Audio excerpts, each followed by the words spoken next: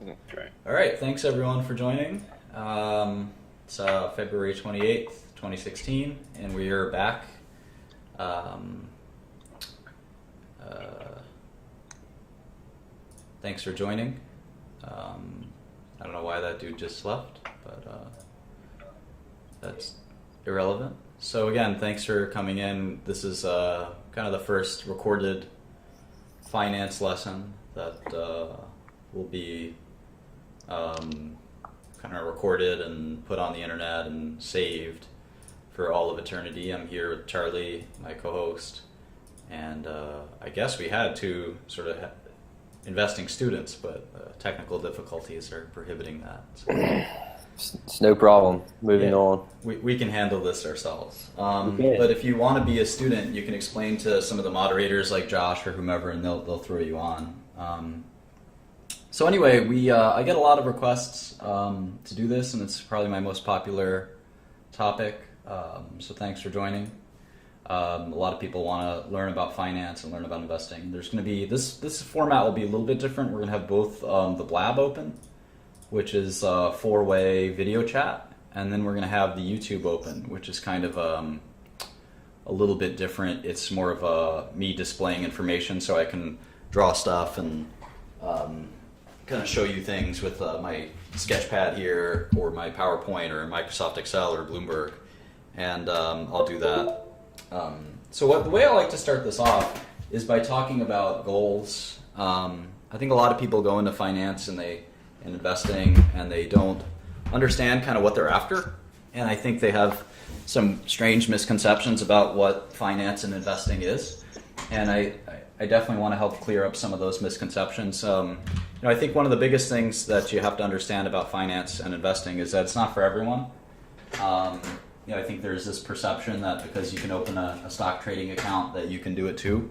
I'm going to unfortunately probably crush a lot of hopes and dreams right now, and that's not necessarily what I'm trying to do, but I think it's a good idea to be realistic about what you're trying to get after, and so one of the things that I like to go through is my own personal roadmap and my own personal story, because that'll help give you some insight into what that looks like. And so in any event, I was born in Brooklyn, New York in 1983, so I'm 32 now.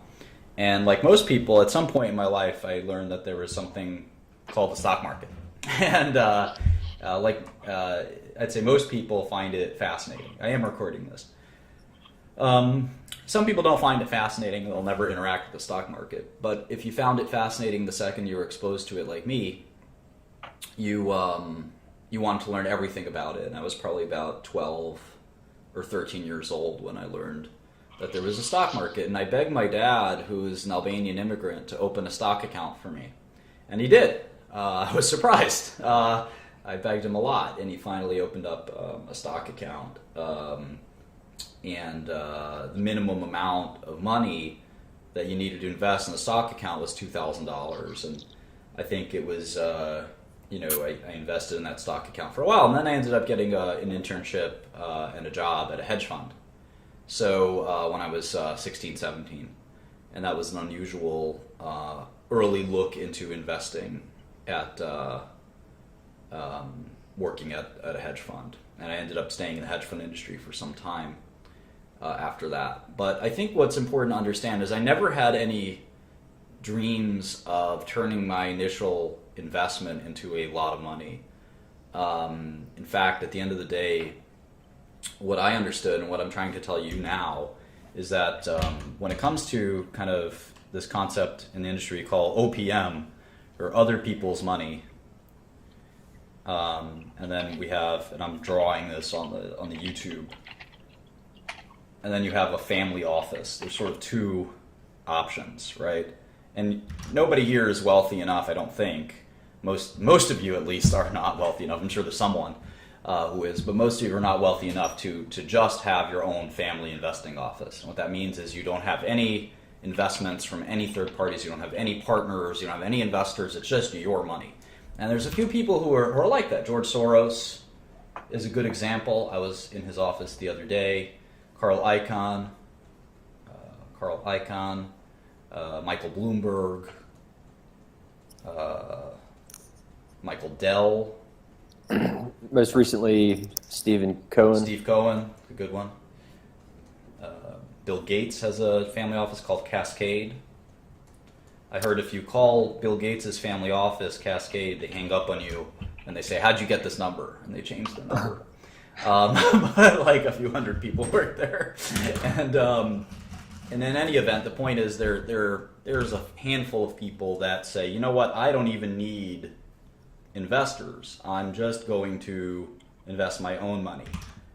If you look at that list, that name, Soros, Icahn, Bloomberg, Dell, Cohen, and Gates, you are not that. You are not that. You'll probably never be that. If you do want to succeed in investing, you're going to have to go the OPM route, other people's money, as we say. Other people's money. And that doesn't have to be people. It could be pension funds and banks. Companies. And, yeah, banks. Would you consider that other people's money? Sure, of course. It's not yours. Anything that's not yours is other people's money, right? So, it could be. It doesn't have to be people specifically. So who does this other people's money approach? Virtually everyone else. And so if you think about big hedge funds, OXIF, Citadel, I don't know, let's see, private equity, Carlyle, Fortress, even Berkshire Hathaway is technically only half owned by Warren Buffett. So even Warren Buffett, the richest man in the world, still invests other people's money. 3G Capital, I always talk about them, but Sure. They use Buffett's money. I mean, they use a lot of other people's money, but Yeah. that's just one example that they use him as a financing partner. Yeah, and so the point I'm trying to make is that this concept that you will, Pershing Square, Greenlight, Third Point, all those hedge funds.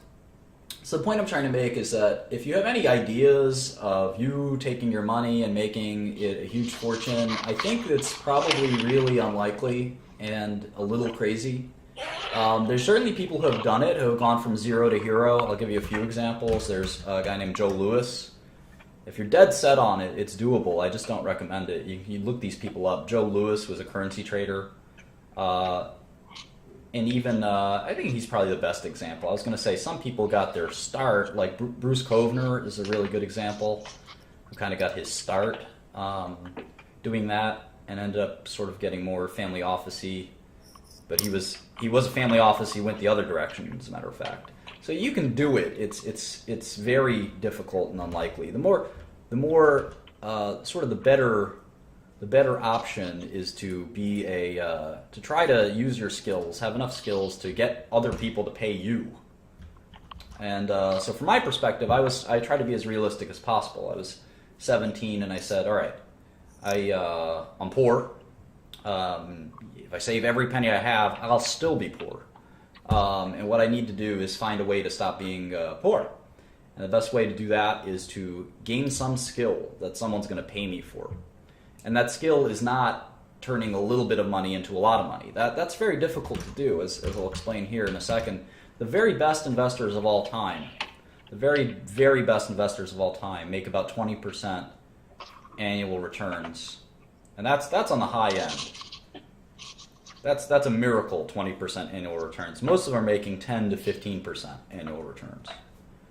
Anything above 20%, I think a lot of people view as suspicious. And this is, you can certainly make more than 20%. What I'm referring to is when you're managing other people's money. It's very difficult to make more than 20% per year. Obviously, some years you'll be up 40%. Some years you'll have made no money, maybe even lost money. But in general, the idea that you can make more than 20% a year over the long run is fallacious at best. There are people who have done it. Renaissance Capital, for instance, Renaissance Technologies, made more than 50% annual returns for a long time. Having said that, they did it in a way, quantitative investing, that was more of a business than an investing success, if that makes any sense. There's no value. Can you expand on Renaissance a little bit more? I've ran across them recently. So, I mean, I know that they have like a 30% turnover of their stocks. Are they just like using algorithms or what's going on? Yeah, it's all algorithmic. Everyone asks about Renaissance. We'll talk about it at some point later. But if you look at Warren Buffett, right, widely considered to be the greatest investor of all time, his average annual return, I want to say, is something like 15%. In that sort of category. It's not a miraculous return. So just keep that in mind. In any event, it's the power of compounding that, I mean, obviously it's obvious, but 15% or 20% a year for 20 years compounds into a whole lot of money. Yeah, especially if you're getting fee income. That's the key, is that if everyone says, well, what can I do with $2,000? What can I do with $20,000? What can I do with $50,000? Absolutely nothing. Absolutely nothing is the answer. Don't waste my time or your time thinking about it. If you want to be an investor, you have to become a great investor first, and then you can think about making money second. It doesn't work the other way around. You can't just ask people for stock tips or. That's a good one, Gigi. You can take the $20,000 and go on a nice vacation, basically. But you gotta worry about getting your skills, and then hopefully someone pays you for your skill. So that's sort of the point there. So yeah, for a long time you'll be sort of getting fees instead of making your own money, which is or making money on your own money, which I think is actually great, because the thing about fee income is you could be wrong on your advice and you still get paid, which obviously isn't a great thing. But if you're let's say you're an analyst at a hedge fund and you're making, I don't know, $1 million a year because you're a good analyst, and for 5 years you make $1 million a year, and then your 6th year you make the stupidest recommendation. You say, I want you to go long. I'll pick something that went down a lot. I want you to go long oil stocks, and you lose the firm $100 million, and they fire you. But you still have $5 million in the bank that you made last 5 years. So you basically got 6 years of work where you lost your company money, and you still got paid $5 million. Obviously, that's not a good place to be. No one wants to have done that. But the point is, if as a professional investor, who would hire you then? A lot of people would hire you then. If you're a professional investor, you make a mistake every day, let alone sometimes making one gigantic mistake. And there's no doubt, if you look at Soros himself, I mean, there were huge numbers of mistakes that Soros and Julian Robertson at Tiger and others made over the years. So my point is that the one good thing about being an advisor instead of managing money is that you seldom will have your money at risk, whereas the client will. So it's not like it's such a bad thing to be an advisor. So in any event, we can sort of continue in a second.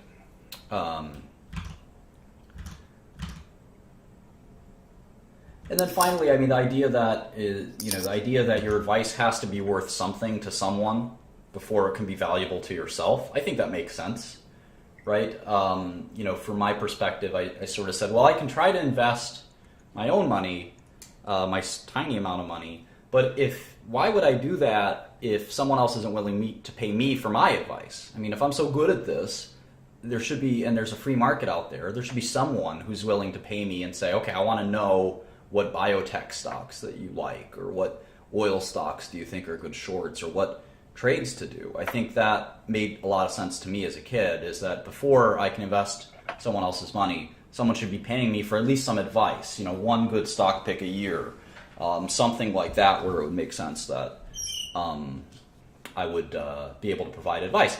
And I also recognized as a child that I couldn't become an expert. I couldn't become an expert on something quickly. I wasn't going to. As a child, I looked at this kind of doe-eyed and said, "There's no way that I, a 17, 18-year-old, could just look at this and become an expert in, a year or 2 years." I understood that it would take 5, 10 years. And again, that's a good reason why it made sense to sort of take money to make money as an apprentice, to make money as an analyst, not to be the head honcho. That didn't make a lot of sense to me. And if I did it all over again, I probably would have stayed in that kind of vice president type, role, instead of being the big boss even longer than I did. So in any event, that's the way my personal roadmap worked. Like I said, I mean, I really like to point out that a modest rate of return is what you should be modeling out. There are large return strategies that exist very briefly, and they're mostly discovered by luck and not a systematic approach. So I know a lot of people, in fact, here's some moron commenting right now, so-and-so turned $2,000 into $7 million. Look, these things do happen, but they're, like I said, they're not systematic. They're luck. Yes, there's one person out of 20,000 people that try, they get a few trades, in a row right, and they'll make some money, and then they'll lose it again. And if they don't lose it again, it doesn't mean anything to you. You don't want to make money because you're lucky. You want to make money because you're good, and you have an approach that will work, whether it's a bull market or bear market, or you got lucky or you didn't get lucky, or whatever the results may be. So that's sort of the perspective that I think we're going to take here. Is we're not looking for quick hits. We're not looking for one fast way to make money. We're looking for a very long-term 50, 60-year approach that will work until the day we die, and we'll be getting a good, not an exceptional or insane, but a good, healthy rate of return for a long time. I'd be happy to make 7% annual returns the rest of my life. That would be an enormous return, in fact. And I think I'll tell you all about my theories on this, that I actually think that a 7% return is very difficult return to generate over the long run.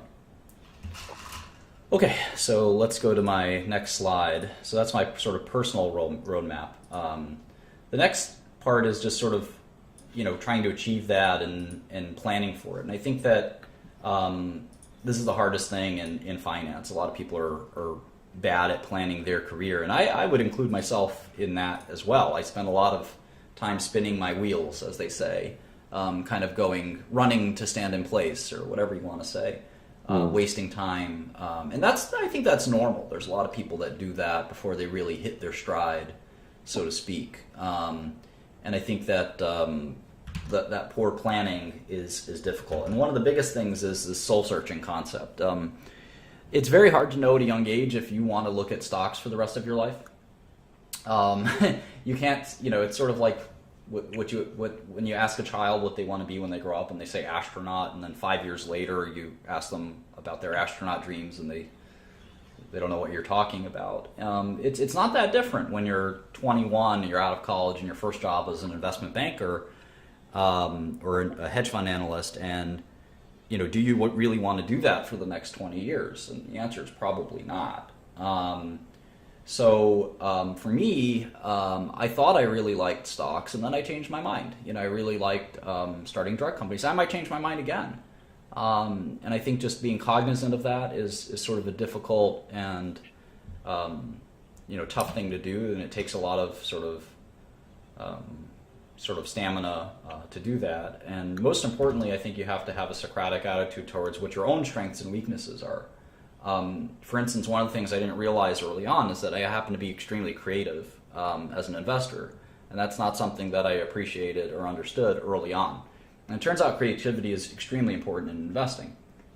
But discipline is important too, and you had to be Socratic about whether or not you're good at everything, and nobody's good at everything. Everyone has some weaknesses, and for me, discipline was certainly one of my weaknesses. Another strength I had was work ethic. I could put in 100 hours of work, no problem, and I'd enjoy it.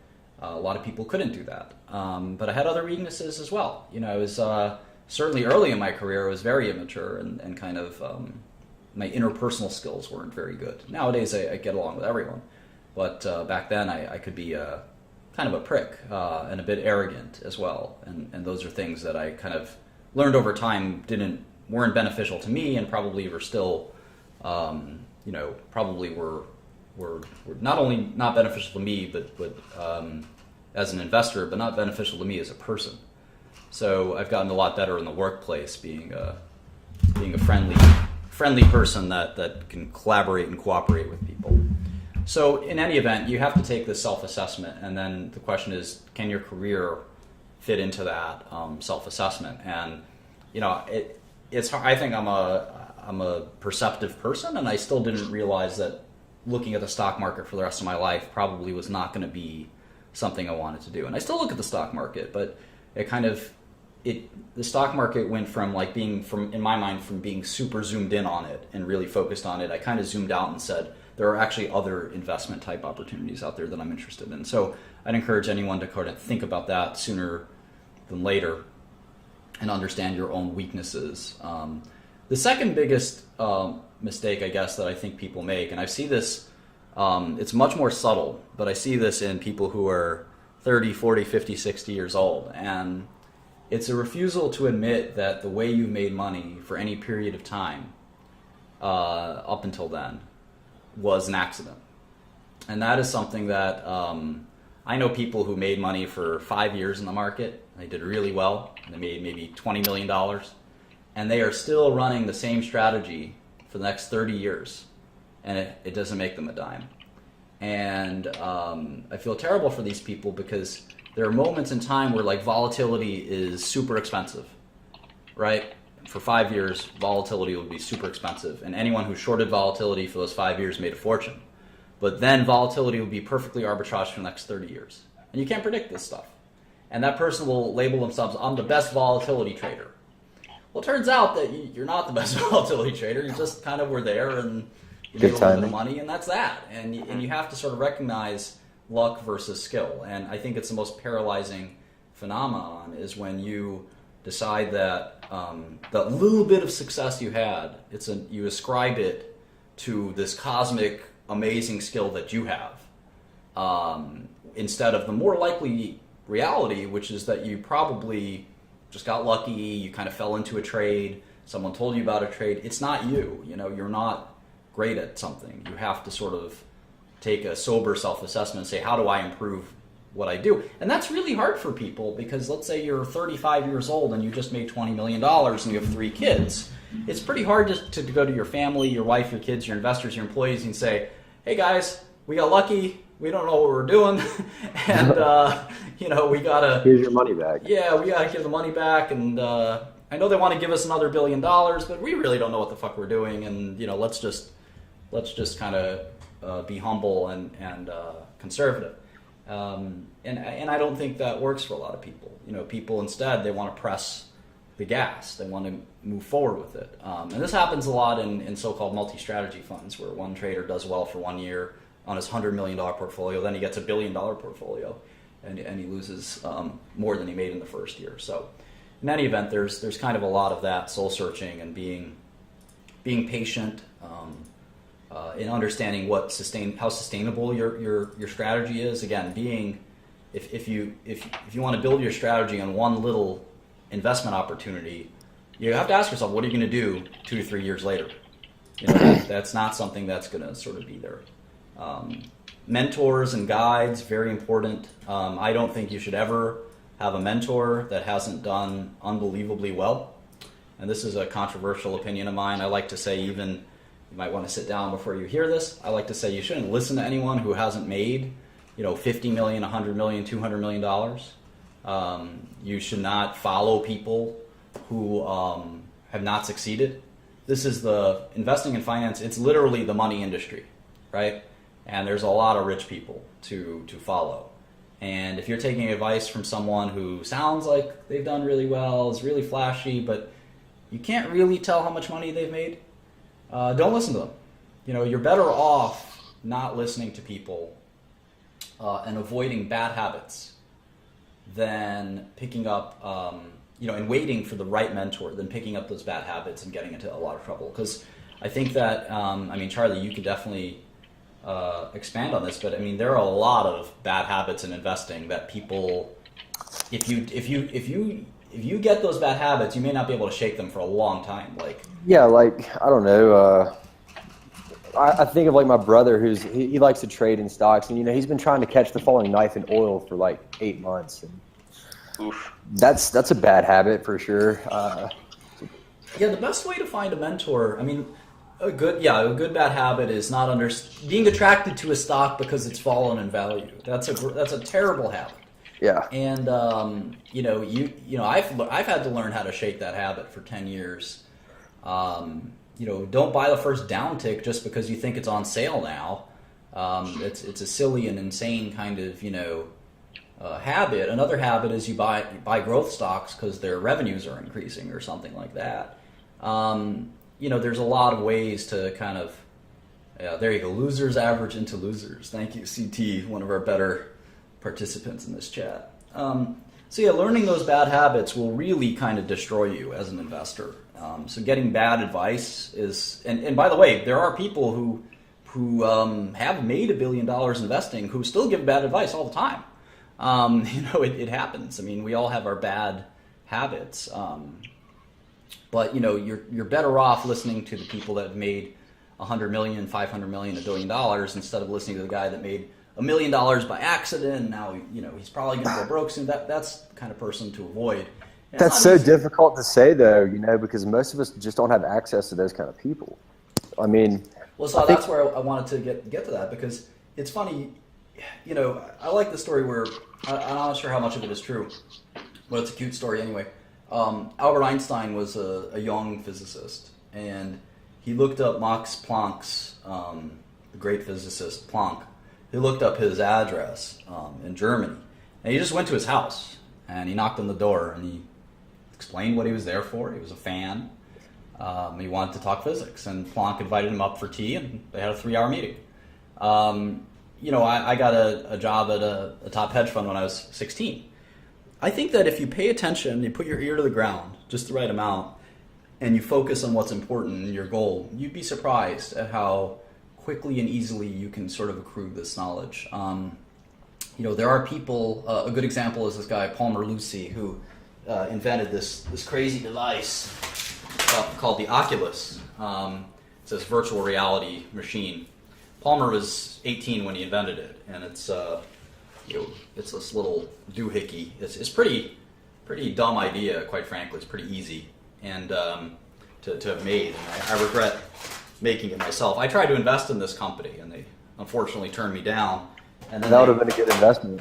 They sold their business to another company called Facebook or something like that for $2 billion, and it is what it is. But the point is, Palmer, when he started Oculus, he was I think 17, and do you know how he got his funding to start Oculus? He had a message board that he would go on, and on the message board, one of the users on the message board was the guy who started id Software, who created Doom, the famous video game. Great game. Great game. And the guy who created Doom, this guy Carmack, was listening to Palmer talk about virtual reality. And Palmer was an expert in virtual reality, even though he was 17 or 18. He was a dropout, I think, or something like that. But he was brilliant at one thing. And Carmack started messaging him, saying, look, you may not know this, but I'm actually kind of someone who might be able to help you.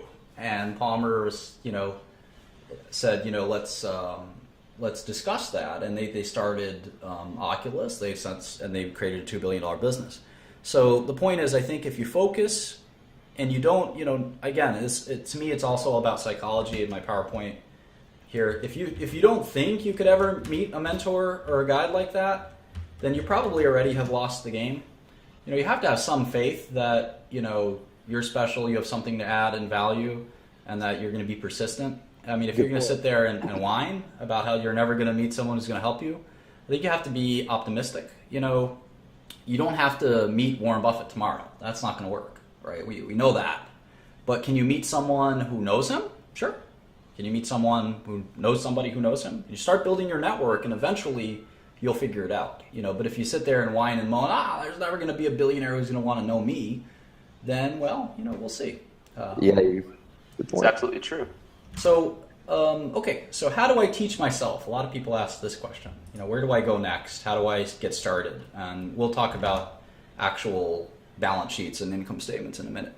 But this is sort of a preface. Hey, Martin, I'm really sorry to do this. I'm about to go catch a job with a friend of mine, but it's good to see you. It's great to see you guys. I'm glad you've got such a good following today. I wish I could add more, but yeah, you guys enjoy it. Hopefully somebody that can add to the conversation will take my seat. Thanks, Charlie.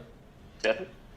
All right. Martin, do you mind if in half an hour I might run home so I can do this from my computer? It might be a little bit better than my phone. You're more than welcome to. If there's any investing experts who want to take his place, you're more than welcome. Just try to pitch why you should be the person to take the place, and then we'll let you in. Anyway, so how do I teach myself investing? Well, I think this is, again, pretty difficult, but again, my mantra of learning from the best makes a lot of sense. I think Warren Buffett and Charlie Munger are my two choices for the best people to learn from. I think if you want to, there's no one better to learn from than the richest person in the world, and that person is willing to write huge amounts of information on investing, which is what Buffett and Munger have done. And they do interviews, there's YouTube videos, and if you read all of those things, that's what I would recommend. There's a number of Warren Buffett books that are out there that I think you should take advantage of. There's the letters, the annual letters. In fact, one recently just came out.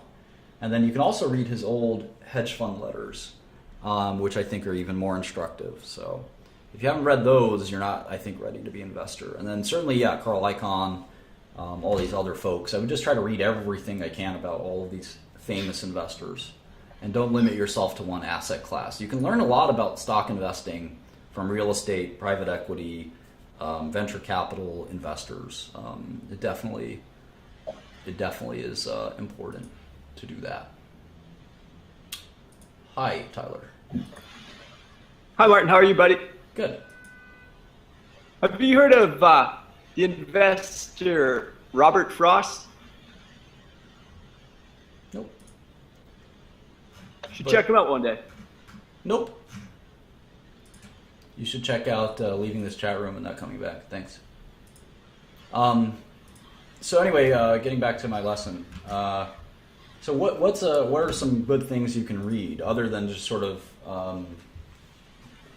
staying abreast of your favorite investors? I think there are a few things you can read. I wouldn't recommend many textbooks. There's one textbook that I got as a child for my 14th birthday. I asked my dad for this textbook for Christmas. It's called the Brealey and Myers Corporate Finance Textbook. That's the kind of one textbook that I think is important. It makes sense to sort of understand and learn how to discount cash flows. And that's sort of the present value concept that we'll go through in a minute. It's the most important thing in finance by far. Is understanding the value of a series of cash flows. That's kind of what finance is all about at the end of the day. Yeah, I think that textbook is still being used. So I'm glad 18 years later, that it's still a popular finance textbook. So that's the only kind of textbook I would recommend. I think that all of finance, a whole major in school can be taught pretty much in 10 minutes in one formula. So I regretted being a finance major myself, but that's that.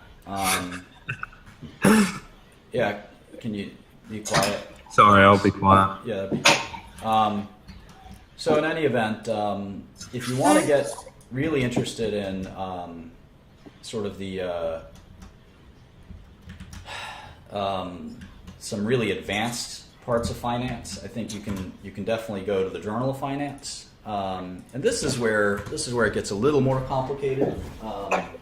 This is a pretty scholarly journal. It is a bunk bed. What? Oh, I'm sorry, I'm just reading. Journal of Finance is a good example of a very kind of technical manual. Here's just flip to page 2113, retrospective inference and equilibrium prices, and they list this gigantic math formula that I think you'd have to be a PhD in math to understand, or something like that. And finance can get more complicated than just the Brealey and Myers textbook. But if you want to read the Journal of Finance, I think you'd. I don't know why necessarily you'd want to, but it's something that you may enjoy. Or you may just enjoy the fact that there are people that spend their time analyzing that kind of stuff, and I do think it's somewhat important. Somewhere more practical in the middle is Damodaran's work. Damodaran is a professor here at NYU, and I think that his website is probably one of the best finance websites there is. Like most professors, he doesn't have any practical kind of experience or knowledge in investing, but he is kind of one of the value gurus, or valuation gurus, I should say. And I think you can definitely, go through it and check out some of the stuff he's done. In terms of two sort of practical works for investing, I think there's two very good works. One is out of print, and I think it's a copy of the book is $15,000 or $20,000 or more, and that's called Seth Klarman's Margin of Safety, and it's a book by the current hedge fund manager of Baupost Capital, Seth Klarman, who is a legendarily good investor. And when Warren Buffett was asked, what investors do you like, he couldn't think of any, and then he said, Seth Klarman, maybe, which is, I think, very telling that he wouldn't really recommend anyone. But he said, Klarman, yeah, maybe Klarman, that's it. Other than me, just Klarman. So it, like in rap music, it takes a lot of, if someone asked Jay-Z who his favorite rappers were, he would look at the person and say, what the hell are you talking about? In the same way in investing. And the fact that Buffett would even say Klarman's name is, I think, very telling. So I think you can get the Klarman book online. You can steal it if you want. I think it's widely shared and traded. I think I've got a copy of it that way. I don't recommend doing that ordinarily, but there's no copies left. And in a case like that, I think most people don't mind getting a copy of The Margin of Safety. The second book I recommend, which I'm trying to find here, I can't find it, is called Phil Fisher's Common Stocks and Uncommon Profits, which is pretty much the only, I think, investing book you need. I don't think the Graham Dodd books are that helpful. But PDF of Margin of Safety will go a long way. I think you can replace the Graham Dodd books with the Margin of Safety. It's kind of a modern version. So Phil Fisher is a good example of basically it's a great book. It's a manual on due diligence in my eyes. And it's not like there are not other books. I'm not telling you that there are not other good books out there. I like Jack Schwager's series of books, like the Money Masters series, where he does an interview with all these various investors. There's a number of those books. There's a book called Business Adventures that Bill Gates and Warren Buffett both agree is a fantastic book. So there's a number of books out there that you can read, and the more obsessed you get with all this stuff, the better.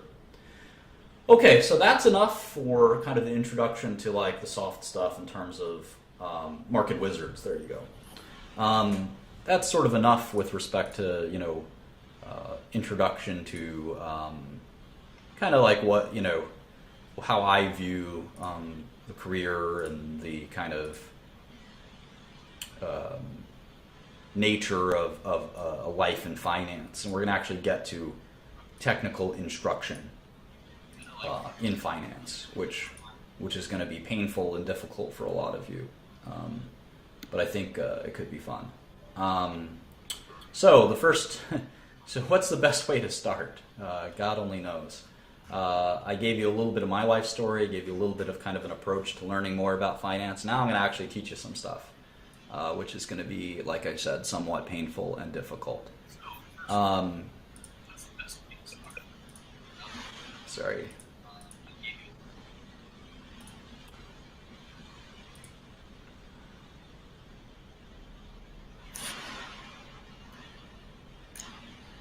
Okay, so where do we start?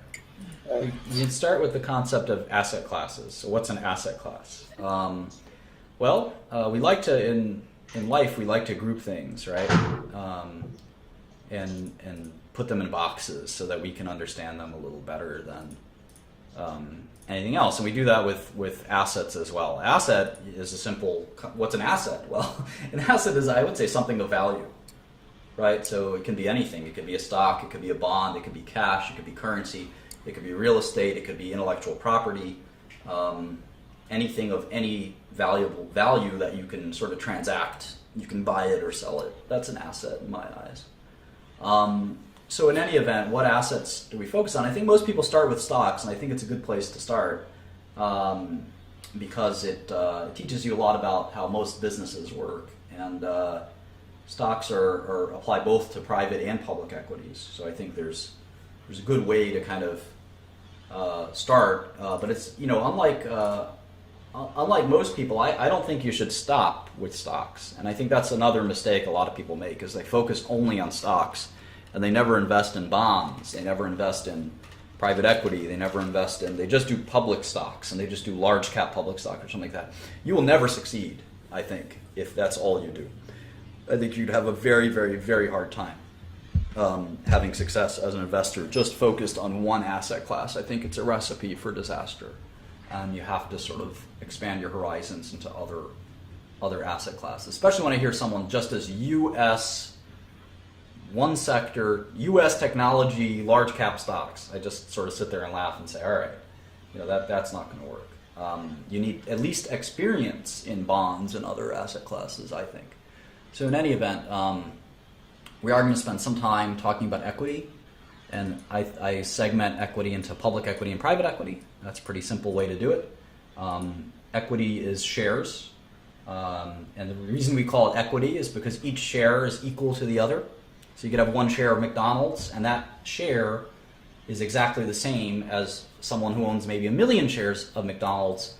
They have 1 million of the same share. So there's an equitable nature of those shares. That person's got way more shares than you, and they can influence the company way more than you. But well, there are different classes of stocks.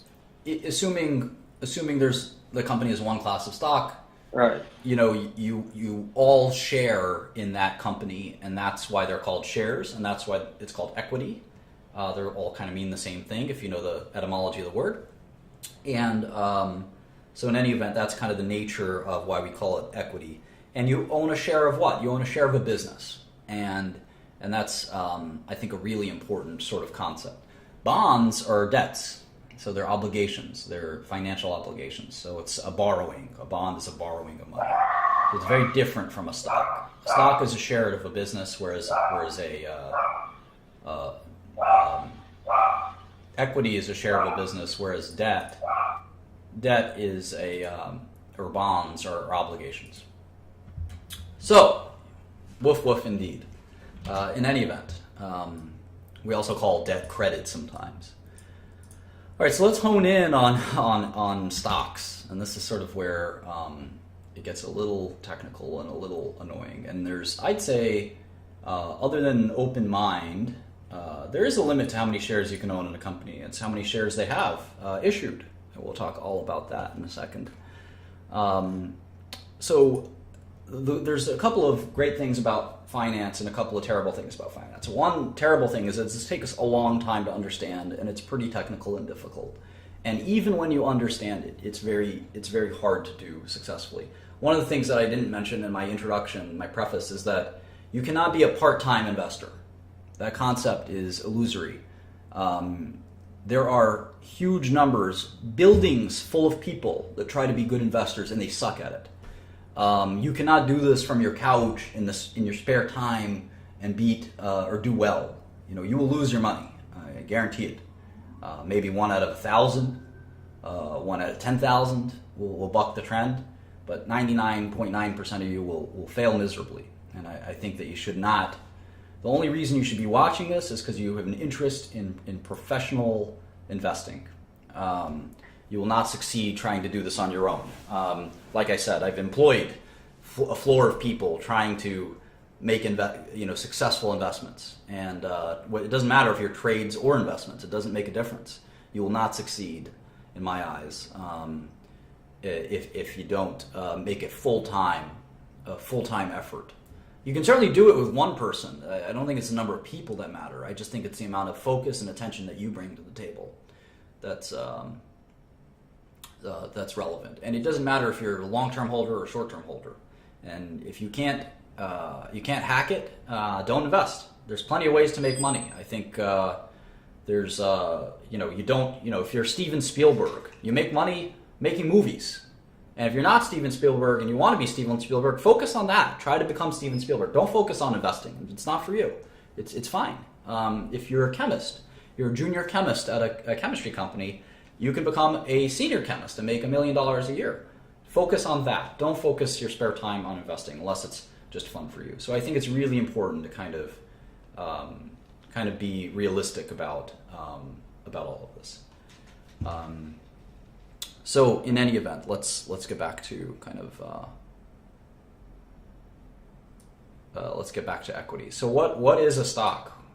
How do I figure this out? Okay, so I was talking about how there's some not cool things like I just described, but there are some cool things. One of the cool things about investing is that all you really need is a copy of Microsoft Excel. And if you can't afford a copy of Microsoft Excel, you have other problems on your hands. But the other thing you do is Google Spreadsheets is a sort of an equivalent, more or less equivalent software. But we use Microsoft Excel as our de facto standard. It's basically the only software you can use. I don't know of anyone using anything other than Microsoft Excel.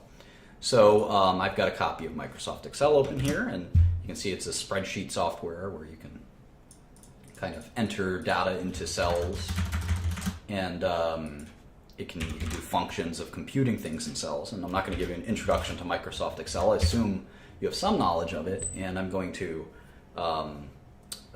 sort of be using it throughout this course. So I would encourage you to get a copy of it if you don't have one. I think most of you do. OpenOffice is, or whatever the Google Spreadsheets equivalent is also just fine. So I've got to block this guy. Anyone spamming is going to be blocked by the moderators. So if you write the same message 10 times in a row, we're just gonna block you, and you're gonna have to make a new thing. And yeah, so you can actually also use a notepad, and I think that's perfectly fine. If you don't want to use Microsoft Excel, I think you don't have to. You can just use a notepad. There's no reason to need software at all. So we'll talk about that in a second. Please don't write stuff like RIP or RECT or whatever. Okay, so you need Microsoft Excel. And then the only other thing you need is an internet connection, in my eyes. You don't need Bloomberg. I have the Bloomberg software open. It's $2,000 a month or so, and that's a lot of money. But you don't need that. Bloomberg just makes it a little easier, quite frankly. It's easier. It's in fact easier. I don't use Bloomberg as much because I go to the SEC's website, sec.gov, and I click this search options, and this is sort of my main web page. For many years, this was my home page when I was really interested in investing. This was my home page, believe it or not. That's all, and you can calculate this stuff with pen and paper. It's not that important, but Excel makes it a little easier. So anyway, the SEC filings search page was my favorite. Still is one of my favorite websites, and you can just search for public company filings using this. And you can type the company name, or you can type the ticker symbol. If you don't know the ticker symbol, you can look that up. But let's look up Walmart. WMT is Walmart. So if we do that, we can see all of their SEC filings. And here I'll sort of link this. I use an abacus, Moki says. Here's the SEC. Is the Securities and Exchange Commission of the United States of America. Here's the link to Walmart and their filings, and you can see that all public companies in the U.S. are required. They're required to make periodic statements of their income and so forth. So we'll talk about that in a second. Yeah, don't give me advice on what to use or not use. That pisses me off quite a bit. You should check out this website, bro. It's better. Okay, so what are the ways we look at stocks? So the way I look at stocks is there's six things that I look at for every company. It's the first 6 things that I look at, no matter what. I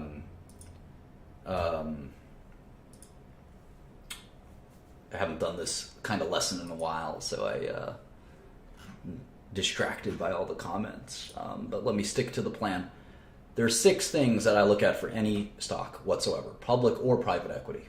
And the first is the stock price, because it's going to be a determinant of the other 5. And the stock price is relatively easy to look up. I would go to Yahoo Finance, finance.yahoo.com.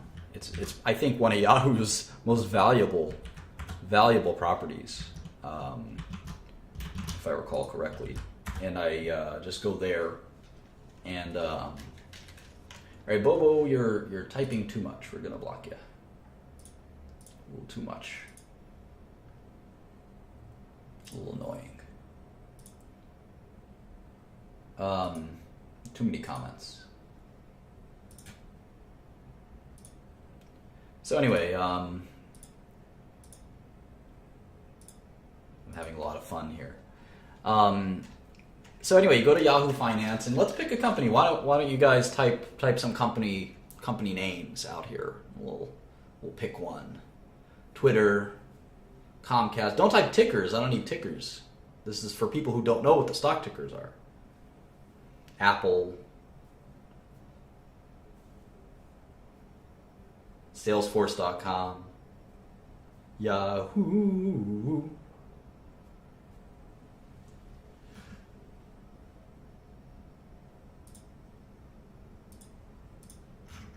Colgate. No, we don't need stock tickers. We need to be able to look up stock tickers. Coca-Cola, that's a good one.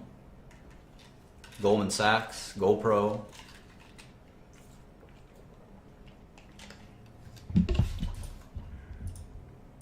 Okay, so let's pick one of these up. Let's pick one of these. Let's do Coca-Cola. So I type Coca-Cola. Well, that didn't help me too much. Let me click show all search results. All right, that didn't help. Well, as I type Coca-Cola, it says up here, the Coca-Cola Company. And Coca-Cola has a hyphen, which is the Coca-Cola Company. And you can see the stock ticker is KO. KO. And I know that's confusing because you also see here's Coca-Cola Enterprises, and here's Coca-Cola Bottling.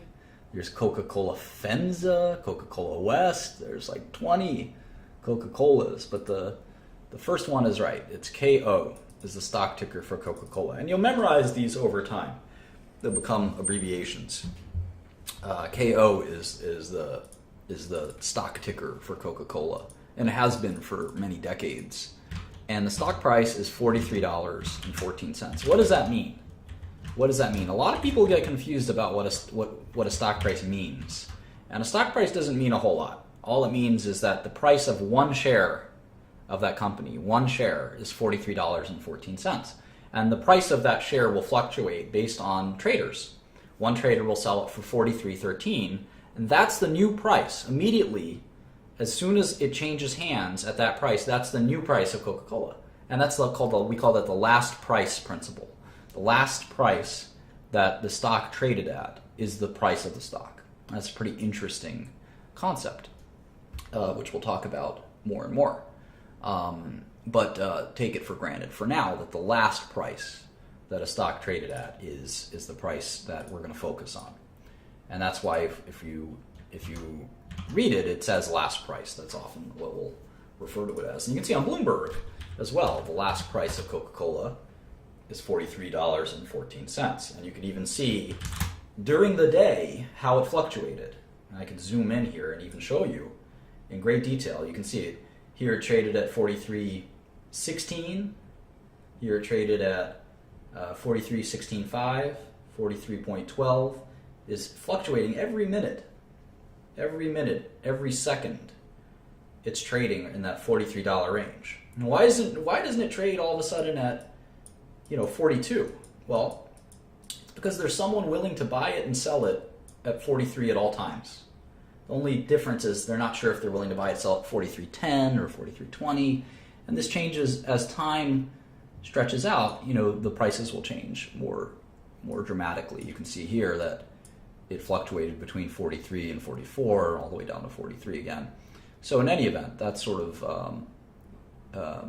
we'll talk more about that dynamic in a minute. So the price of one share is $43. But how many shares are there? And the way I think of it, is think of it like a pizza pie.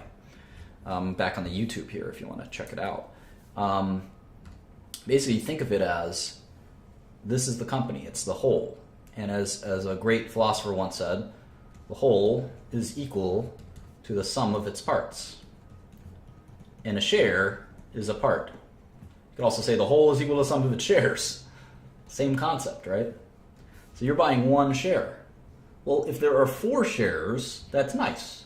You own 1/4 of the company. And when you start a brand new company, sometimes you only have 4 shares. And you say, all right, well, I'm going to give 1 share to my friend Billy the Fridge. I'm going to have 1 share for myself. I'll color in black. This is for Billy the Fridge. This is for Crystal. And this is for John. And we each own 1/4 of the company. This is Martin's shares. Okay, well, what about Coca-Cola? There's one, let's say you bought 1 share for $43. This is your share.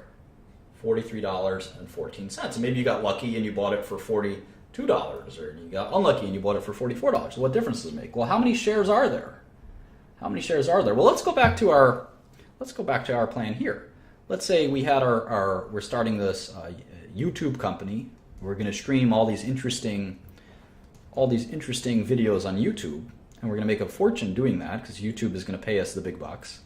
That's kind of what our crazy business plan is. And it's going to be the 4 of us. Crystal's going to make sure the stream goes well. Billy and I are going to be entertaining, and John is just going to, I don't know what John does. But either way, we decide to split the company up 4 ways, and we say, you know what, to split this company up 4 ways, everyone has to invest $100. So we do that, and we've got 4 shares outstanding. 4 shares outstanding. And then John, because he's a derelict and a scumbag and a deadbeat, John decides to sell his stock. He says, you know what? I'm going to sell my stock for $200, and I'm going to sell it to Akil. Okay, now I look at this and I say, well, there's still 4 shares, right? But John's out and Akil is in. But there's 4 shares and each one is worth $200 because Akil bought it for $200. So I could probably go find someone to buy my share for $200. So the total market cap or market value of the company, of this YouTube stream, let's call it the YouTube Streamers Inc., is $800. Because each share is worth about $200. Is it worth exactly $200? Well, what does worth mean? Worth means what you can sell it for. And the last time someone sold it, they sold it for $200. And John sold it, and Akil bought it, and that's what we call a trade. They traded. Akil traded $200 out of his pocket, and John traded 1 share of YouTube Streamers Inc. And I'm happy because I bought my share for $100, and now someone's willing to buy it for $200. And maybe Crystal will sell hers for $150. She tries to sell it for $200. She wants to sell it for $1 million, but she can't because the buyers and sellers are willing to trade at $150. And that's sort of the concept. Now, how many shares outstanding does Coca-Cola have? Well, this is where we can go to our SEC filing and look up their 10Q filing. The 10Q is the quarterly report. Quarterly report. And you have to file this under the SEC rules every quarter. The 10K is the annual report. So you will get 3 10Qs a year and 1 10K a year. And this makes sense. There's 4 quarters, but the 10K is the annual report and it includes the last quarter.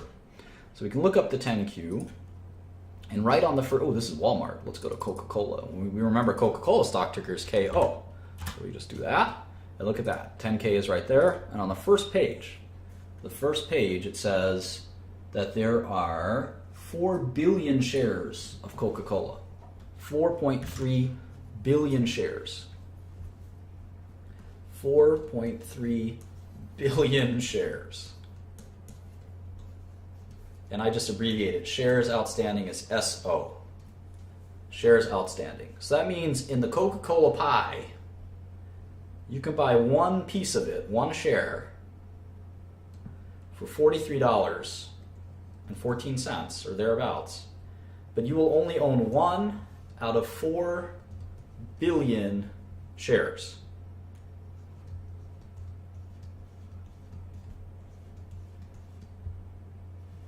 Wow. 4.3 billion pieces. So even if you bought 100 shares, how much would that cost you? Well, it's $43.14. I want to buy 100 shares. Let's see here. It's $4,314. Now that's a little bit more money. That's a little bit more money. That's the price of a nice Kanye sweatshirt, for instance. $4,314. So you can instead of buying the Kanye sweatshirt, you can buy 100 shares of Coca-Cola. But now you own 100 shares. Maybe it's a little bit bigger, this line. You own 100 shares out of 4.3 billion shares. Well, what if you wanted to buy 100,000 shares? Well, you can add 3 more zeros. It would cost you $4 million. That's about the price of Kanye's album sales. That says album sales, $4 million. Or maybe how much he might make from the album. Not a lot.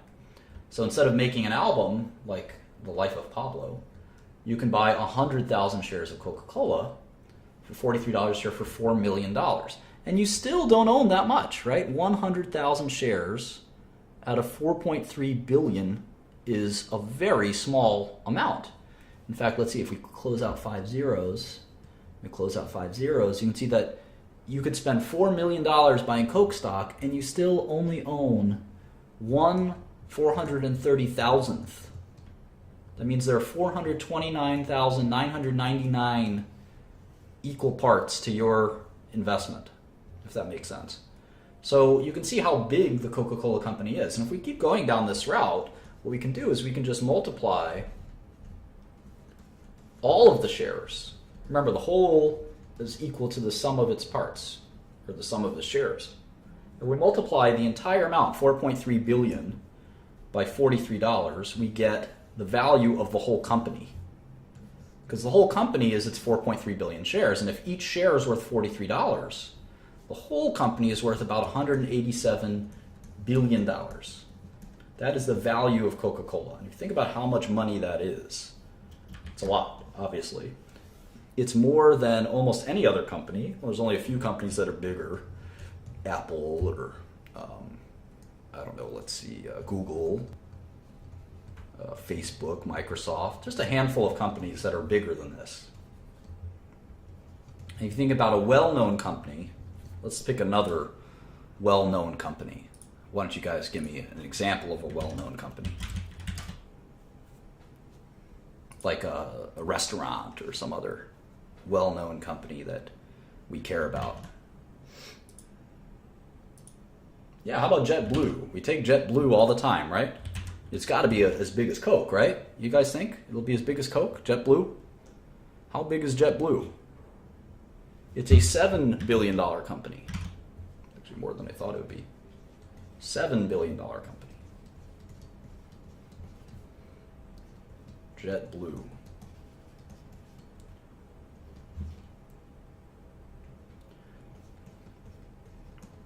How about Southwest Airlines? How big is that? That's got to be as big as Coca-Cola, right?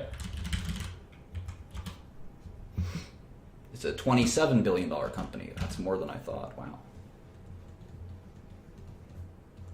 Hooters? McDonald's? McDonald's is a huge company. It's a misleadingly small companies. Apple is 700 billion. White Castle. Let's pick some other companies. Let's pick. Here's a drug company I'm familiar with. It's called Agerion.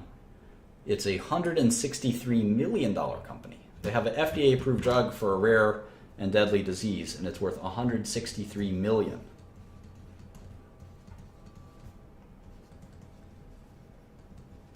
You guys have never heard of Agerion Pharmaceuticals. So you see the difference in how small these companies can be. It's a small company, $163 million. So if you bought 10% of it, it would cost you $16 million to buy 10% of Agerion. And if you bought 10% of it, you could probably influence the company. You could say, I don't want that CEO, I want to fire him, or I want you guys to raise the price of your drug, or whatever it might be. So that's sort of a perspective on what we call market cap. Market cap is all of the shares,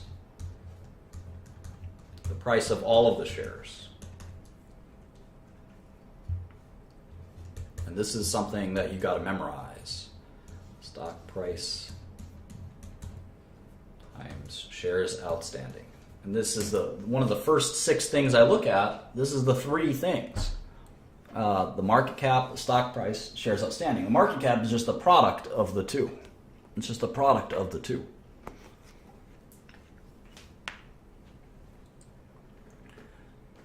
And you'll notice that the share price has no resemblance to the value of the company. Let's take a look. So zoom in a little bit here. We're going to do Coca-Cola here.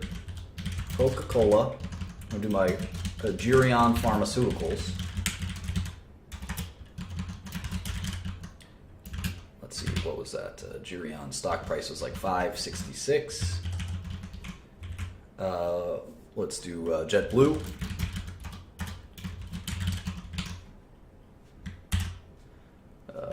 JetBlue, $22.30. Southwest Airlines. I don't know why we're doing 2 airline companies, but whatever. $42.17. Let's do Chipotle. I think you guys know Chipotle.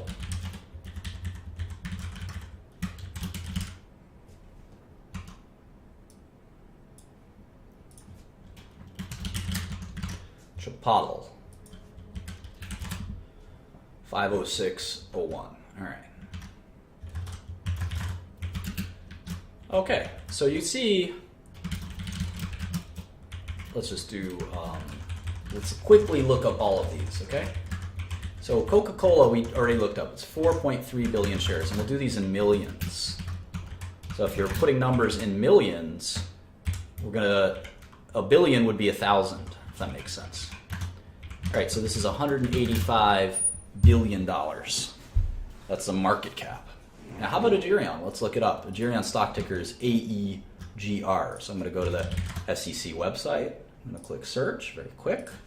AEGR. I'm going to go to their last 10Q. I'm going to look at the first page. It says they have 28 million shares outstanding. And immediately you could say, oh my God, they have 28 million shares outstanding. Coke has 4.3 billion shares outstanding. It's pretty interesting. And you can see it's a small company compared to Coke. Coke's 1,000 times bigger than Agirion Pharmaceuticals. That makes sense. Agirion is a rinky-dink little drug company with, I think they have 2 drugs. Coca-Cola is a global monster. How about JetBlue? JetBlue stock ticker is JBLU, I think. There it is. First page, it tells us how many shares outstanding. 321 million. The market cap is the product of the 2, so JetBlue is worth about $7 billion. How about Southwest? Southwest is a crazy stock ticker. It's called LUV. LUV. Love. And it has 638 million shares outstanding. So you see a sort of it's not a pattern or anything, but you sort of see how this works. The number of shares outstanding you have is pretty important. It's not the stock price is not the only. It's not the only determinant. And you can see here, Chipotle has only 30 million shares outstanding. But each share is trading at $500. So if you just look at the prices, it doesn't really tell you anything, right? I mean, Chipotle, or Chipotle, some people pronounce it that way, I don't, I refuse. Chipotle is a stock price of $500. That's 10 times the stock price of Coke. But Coke is 10 times bigger company. So stock price doesn't really mean anything. It's just sort of, it depends on how many shares there are. There are 4.3 billion shares of Coke. So even though they're worth 10 times less, each share trades. It's not worth, they trade for 10 times less. The company's value is the only important thing. And this is the value of all the shares. This is what's important, the market cap, market capitalization. And you can see the biggest company is Coca-Cola. The second biggest company is Southwest. The third biggest company is Chipotle. I'll say it right for once. And the Chipotle is an inside joke. It's an inside joke. And JetBlue is the fourth biggest company, 185 billion, 27 billion, 15 billion, 7 billion, and a pesky, tiny 164 million. That's like nothing. That's a tiny company. So what are the world's biggest companies? I can actually look this up on Bloomberg very quickly. This is one of the reasons Bloomberg's decent, is I can just look this up. I could do, how do I do this? Market cap. Hang on. Oh, it did it for me. Hang on. There it is.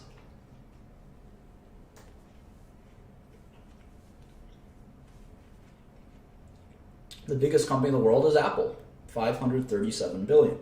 Next is Alphabet, then Microsoft, then ExxonMobil. And you can see Coca-Cola is down here at number 22, 187 billion. Amazon.com doesn't even make money, and they're $9 billion, ninth biggest company, 260 billion. General Electric, Johnson & Johnson is the biggest drug company, 292 billion. Facebook, Berkshire Hathaway is Warren Buffett's company. ExxonMobil, the oil giant. Microsoft, we all know what they do. Alphabet is basically Google, right? So it's Apple, Google, and Microsoft are the three biggest companies in the world. This is not just in the US, this is in the world. In the world. In fact, if you look at Facebook and Amazon, you can see that there are 5 of the top 10 are tech companies, and only 1 is a drug company. I think it should be the other way around. I think drug companies do more important work. But you see a few more here. You've got Roche, which is a drug company. You've got Pfizer. You've got Novartis. So there's plenty of drug companies up in here. And you go down, you can see the $100 billion. These are still huge companies. $50 billion, $40 billion. And you start to, you probably don't know all of these companies. Like, who the heck is Etisalat? I think it's like a satellite telecom company in Saudi Arabia or something. You recognize some of these. We all know who FedEx is and Carnival Cruises. Who the heck is Suncor Energy? Never heard of it. And you can go all the way down to a $1 billion company, or a $3 billion company at least. And again, you're not going to recognize all of these. In fact, most of these. Cyberdyne, I don't know who that is. I know who Charles River is because I'm in pharmaceuticals. They make mice, of all things, and monkeys for lab research. But Heartland Payments, On Semiconductor, Pitney Bowes, that's the mail company. It's like the post office equipment company. But a lot of these you're not going to recognize necessarily. And there's 3,000 companies that are worth more than $3 billion. Of course, we know the top 10 or top 20, but you may not know who Roche is, or China Mobile, or ICICI, or PetroChina. These are huge companies that are more international than you might be sort of used to. Cyberdyne, the creator of the Terminator. Funny. Anyway, that's sort of how I look at companies, is their size. 185 billion. To buy 10% of Coca-Cola, you would have to put together $18 billion. I don't have that kind of money. Well, to buy 10% of Southwest, $2.6 billion. I don't have that kind of money. Chipotle or JetBlue, a little more reasonable, but if you look at Agerion, only $16 million to buy 10% of Agerion. Well, I can cough up $16 million, or at least me and some buddies can. But to buy 10% of Coca-Cola is not that easy. Now, you can buy 1% of these companies. It would still cost you $2 billion almost to buy 1% of Coca-Cola. Just 1%. And if you only own 1% of Coca-Cola, you wouldn't have any power over Coca-Cola. They would just say, oh, that's nice that you spent $2 billion buying our stock. We don't care. But Agerion, you could buy 1% of Agerion pretty much any day with only $2 million. So anyway, that's sort of how I look at the first 6 things I look at when I look at a stock is the price per share. Some people abbreviate this as PPS or just P. The number of shares outstanding, the market cap. Then I look at these last 3 things: cash, debt, and enterprise value. What the heck is that? Well, cash and debt are pretty easy. Cash is how much cash the company has. Debt is how much debt the company has. That's pretty simple, right? Let's look that up. how much cash does Coca-Cola have? Well, this is going to get a little harder because we really have to delve into these 10Ks and 10Qs. So we remember the stock ticker of Coca-Cola is KO, and we see here a 10K. We have to sort of in our mind ignore all these other filings until we see this one, the 10Q. 10K, 10Q, another 10Q, another 10Q, and then last year's 10K. Last year's 10K. So they come out periodically. That makes sense. So this 10K just came out, and look what it says here. Period of report. This is for the year 2015. So this is the 2015 results. And the date that they filed it was a few days ago. So companies don't report their 2015 results on January 1st. They may know them internally on January 1st, but they release them to the public a few months later. And so you can read this document. It is a huge document, hundreds of pages, 170 pages. And if you're a real serious investor, you print this out and you read it page after page. That makes sense. But what are we looking for? We want to know how much cash they have. Well, where do we find that information? Well, it's on one of the financial statements known as the balance sheet. The balance sheet. And the balance sheet is one of three key financial statements. And it's the one we're going to look at most closely right now, the balance sheet. So where do we find the balance sheet? Well, we'll take a look here. There's something here that says financial statements and supplementary data. Let's click that. Oh, look at that. Here's a statement of income. That's one of the three. And here's the balance sheet. So the balance sheet will tell us how much cash they have. Well, here's cash and equivalents, $7 billion. Remember, this is in dollars and millions. $7 billion, okay? So Coke has 7,309 in cash. But what about this? Short-term investments. Well, that's kind of like cash, so I like to include that. Because even though it's not cash, it could probably be sold as cash. So I'm thinking about liquidity. Any kind of cash. Marketable securities, that sounds like cash too. 4269. And I add that as well. And now there's 20 billion in cash. How about accounts receivable? Well, what's accounts receivable? Accounts receivable is cash that you're owed. Accounts receivable. Cash owed to you by your customers. And that's not really cash, right? Occasionally it's kind of like cash. In America, it takes about 60 days, 45 to 60 days to collect cash, depending on your business. If you're a retailer, you collect your cash up front. You don't go to the store and say, I'll pay you back for this Kanye sweater in 45 to 60 days. No, they want your money right then and there. So there are some businesses where this is different. But for most of corporate America, you're looking at 45 to 60 days. And so accounts receivable, I don't think of it as cash. When I think of cash, I think of any kind of cash in a bank account. I think of stocks and investments. I think of bonds. Anything that's kind of like I could sell tomorrow. And that the value won't be disputed. The value won't be disputed. It's easy to calculate the value. And they're liquid in some way. I can sell them. You could sell accounts receivable. I mean, it's close, but it's just kind of where I cut it off as cash. Inventories, well, this is soda, basically, right? Prepaid expenses, assets held for sale. We'll talk about all this stuff. They're all accounting gibberish. Here's some more investments. Equity method investments and other investments. So I'm going to include these too. 12,318. 3470. All right, we're up to $36 billion of cash. Is there any other cash? No, none of this is cash. All right, so we're done with the cash side. So they have 90 billion of assets, and about 36 billion of that I felt was cash and cash-like. How about debt? Well, now there's liabilities. In the balance sheet, you have assets and liabilities.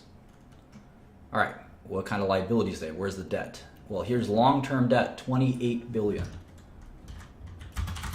And I know a lot of you might say, well, what does that mean? Well, companies borrow money. That is very common. And the bigger the company you are, it tends to be the more that you borrow.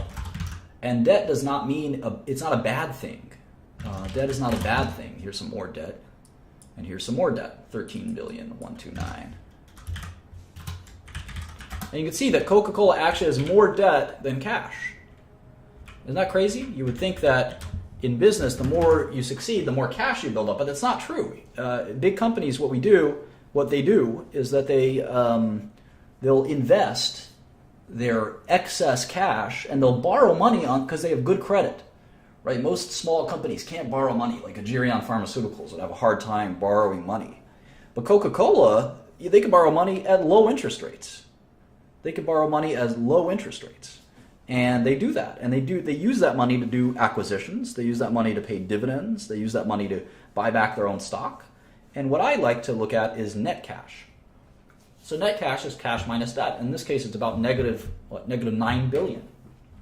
And if we add that to the market cap, we get something called enterprise value, which I'll discuss in a minute. Hang on one second. And so these are the 6 things that are important to investing. Just give me one.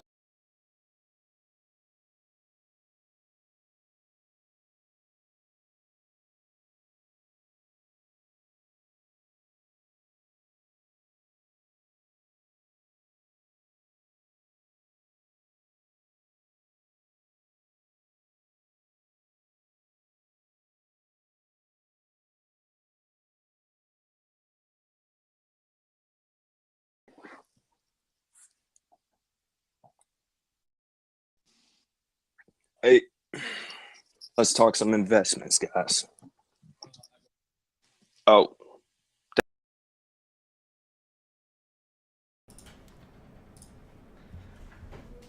Okay, I'm back. Sorry about that.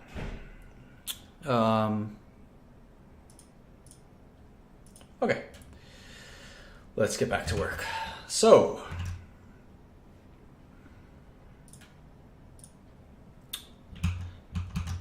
okay, so we have market cap and then cash and debt. And cash and debt, it all makes sense, right? I mean, you cash and other investments, basically things that I can sell and have cash. Debt is money I owe, right? This company has borrowed money and will have to pay this back. And the difference here is about, what, $9 billion? $8.5 billion. So if you buy a share of this company, you actually you're also buying that kind of net cash. So if you buy a company, let's just make up our streaming company again. We'll call it the Young Streaming Co. And forget about what the price of the shares outstanding, market cap, cash, debt, enterprise value. Let's say, like I said, the price was $200. There's 4 shares outstanding, so the value is $800. But let's say there's $1,000 of cash and no debt. When you buy all 4 shares of the streaming company, you've bought the company. If you bought all 4 shares, you've bought the company. You've bought the entire company. And if the company has $1,000 of cash, what ends up happening is that's your cash. That's your cash, right? You could take that cash and put it in your own bank account. Does that make sense? Now, it's the company's cash, but the company can pay a dividend. And yeah, you get $200 basically for free. And you get the whole business for free. And I hope that makes sense. If that doesn't make sense to anyone, you can dial in and I can try to explain it further. Does anyone have any questions?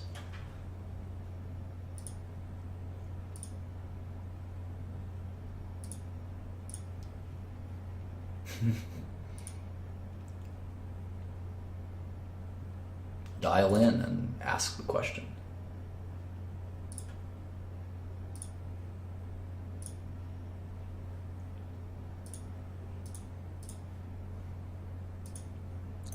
Hey Martin, can you go over the EV? I can't remember the name. What that was? Enterprise value. Yeah, I'll do that in a second.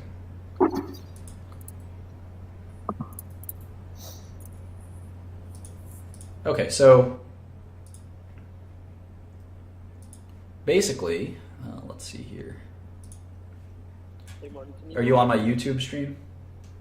Yeah, I'm watching the YouTube Okay, stream. great. So you understand the market capitalization? Yep. I got Great. that part. Okay. So we're looking at this imaginary company. Well, let's look at a real company. That's maybe easier. So Coca-Cola, it's a $185 billion company. That makes sense. They have $35 billion of cash. And that includes all of the cash in all the company's bank accounts in the world. And it adds up to about $35 billion. It also includes investments, because if they spent money to invest in a company, I think that investment is also, I think of it as cash.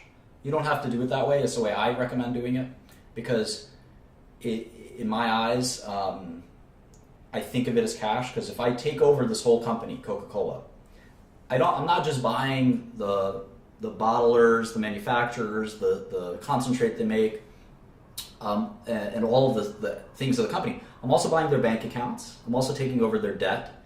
All of these things are now mine, and includes their investments they've made.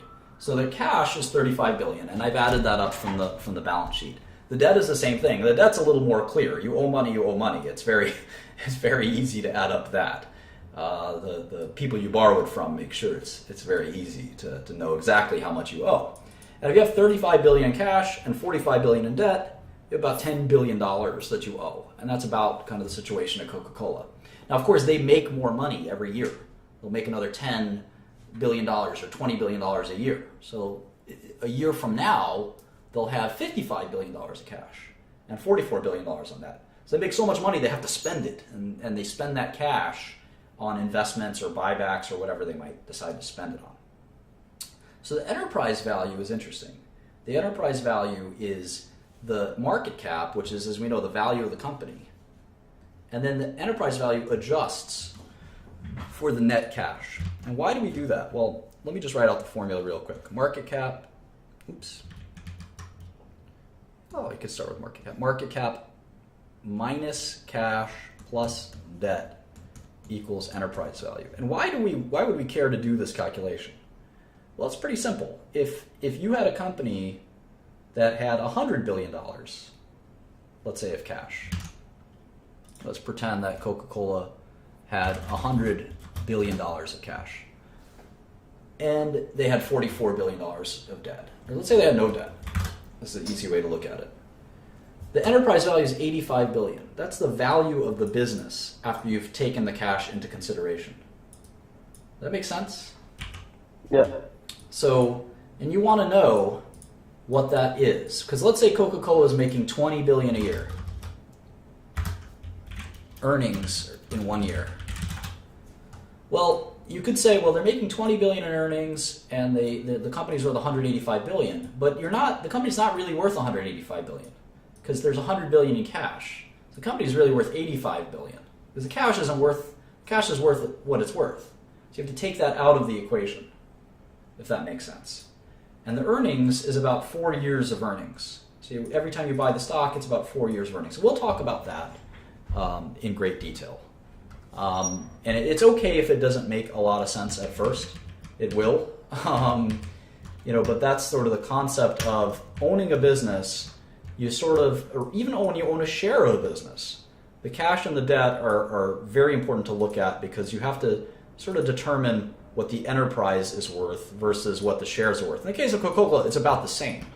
The enterprise value is $195 billion. The market cap's $185 billion. But you want to know if you're buying a company that's all cash. Yeah, that's right. I'm taking the static elements out of the equation. It's one way to think of it. And again, using extreme examples is a good way to do it. If this young streaming company had no cash and $5,000 of debt, well, I might say this is not really an $800 company. It's really a $5,800 company, because the stock, I can buy all the stock for $800, but then I have this debt of $5,000. So again, that's right, the higher the debt, the higher the EV. And we'll talk all about that in a second, but it's just one thing to think about is this enterprise value. And That's why I said there's 6 things that I look at. The first 5 are pretty easy. The 6th one's a little complicated. It'll become more and more clear to you over time. I've certainly explained it the best I can. I will continue to explain it as we go on. I found that if you just kind of let it simmer in your head and think about it in your thinking spots, I know the shower is my favorite thinking spot. I never go there. But this is a good place to sort of learn and think through wherever that is. Sit there and think it through. All right. What else? Does anyone else want to join and ask a question while we're here? Enterprise value is everything. I mean, you have to think about the value of an enterprise, and you got to think about what you can buy that company for, and so forth. All right, yeah, that helped a lot. Hey, Martin. Hi. So I was, so say like, okay, we have a company that we want to invest in. We, financials look good. What are, I guess my question is in regards to like mechanics of investing, like different types of order types, market timing, things like that. We'll worry about that later. I think it's better.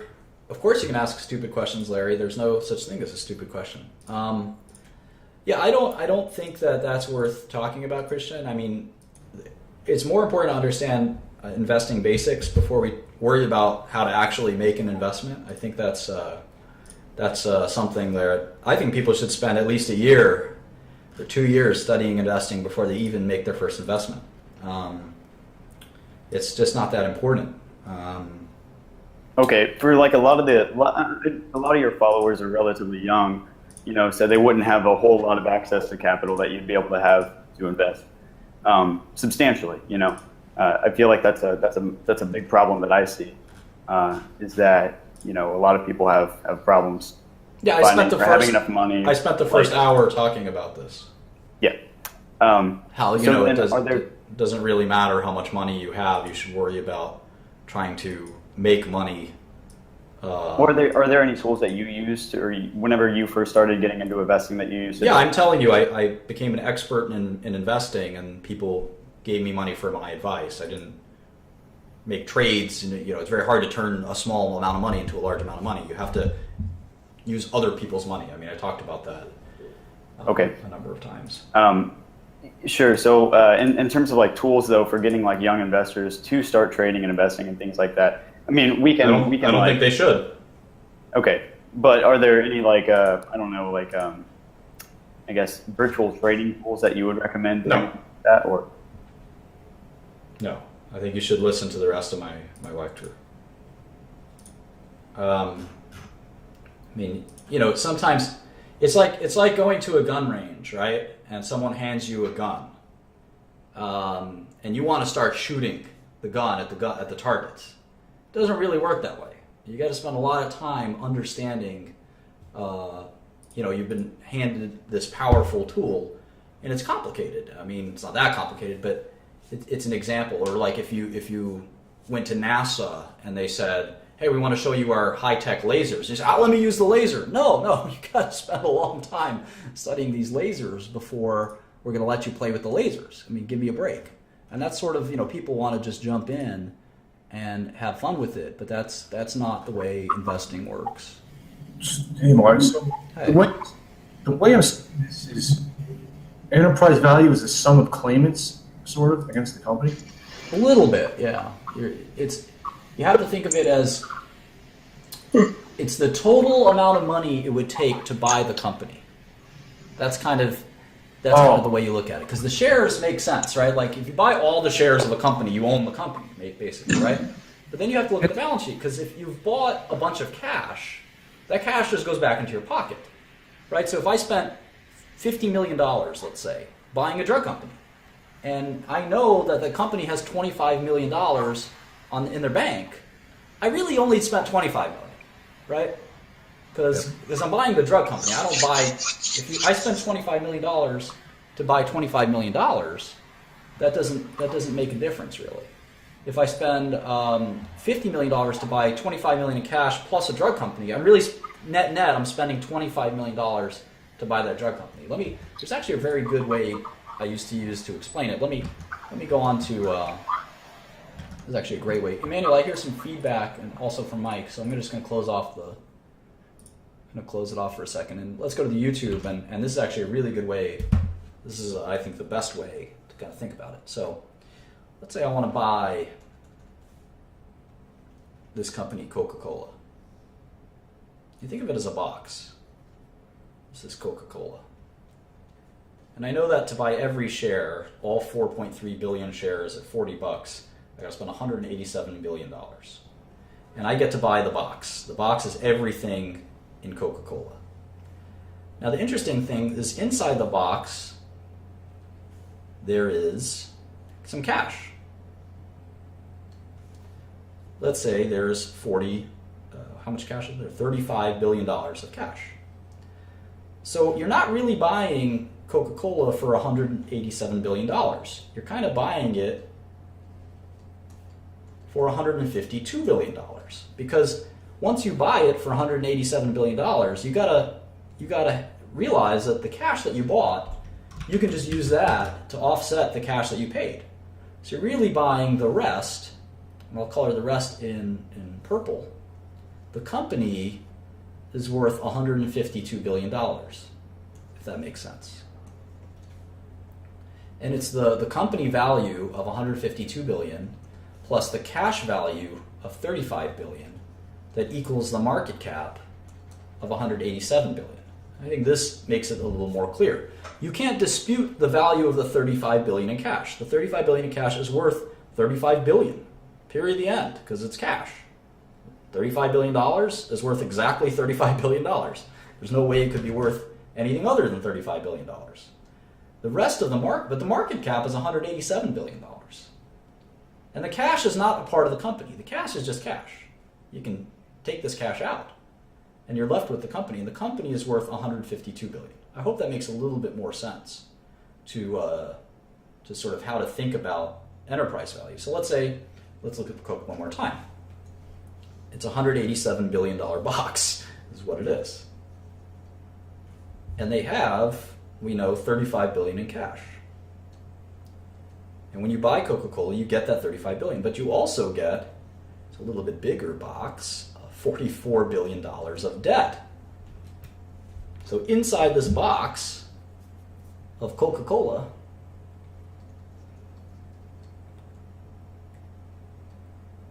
you've got $35 billion in cash and $44 billion of debt. And net, there's $9 billion of debt inside of Coca-Cola. So the value of the company is actually $196 billion. So the net cash is negative $9 billion. So the value of the Coca-Cola business itself is actually $196 billion, because if you add all this up, it equals $187 billion. And that's the value the stock market gives Coca-Cola is $187 billion. So the value the stock market's giving the business of Coca-Cola is $196 billion. I hope that you understand that. It's not easy to understand, and again, over time, you'll get it a little bit better. Sometimes it could take you quite a lot of time to understand this, and that's sort of normal. Anyway, let's go back to questions if that's conducive to this, and then we'll start to get more and more into the balance sheet. I'm glad some people get it now. It's okay if you don't get it. This can take a long time to understand. Any questions? Hey, what's going on? Hi. So, I'm just kind of coming in the middle of this conversation, so you're talking, what I was kind of understanding is, it sounded like you're talking about that value, that's kind of more of a value over quant, or value over, or quality over the value with the stock, We'll get to that. I mean, right now we're just doing basic stuff, but value is more important to me than quality. Yeah, and I was gonna ask your opinion on trading penny stocks, but I don't know how you stand on that. I mean, I don't think of stocks or penny stocks or not penny stocks. Companies are companies, and you invest in a company if you think its shares price is lower than what it should be, and you short a stock if you think its share price is higher than what it should be. It doesn't really matter if it's a small company or a large company. Hey, Jasper. Okay, so after watching that, I just wanted to clarify something, and then I had a question about earlier also. So the liability of a company is added to the value assigned to that company by the market, correct? Yeah, I just think of it as debt, not liability, because there's lots of liabilities. Yeah, debt. You're correct, debt. And then before you were talking about when you were with Charlie, keeping your ear to the ground and waiting for that right mentor to come and like to ask them the questions. But what like keeping your ear to the ground is pretty vague. Like, are you just talking about putting yourself in situations where you'll be surrounded by people? Yeah, exactly. Like, here's an example. You got young Shkreli here, who's my alter ego, and, truly a genius. A little bit crazy, but still a genius. And you can message young Shkreli, and maybe he'll be your best friend. God only knows. You message me, I'm not going to be your best friend. I got too much shit to do. But young Shkreli, who knows? Look at him. If you dress up in like some jihadi stuff, then maybe you can't be his best friend. So, and he's got the ear of Martin Shkreli. So, young Shkreli could be your best way to go. The same way, there's a bunch of rappers trying to give Brittany Pepke their mixtapes to give to me. It's not always easy to get to the guy, but you can get to the guy's guy. Young. He showed his face briefly.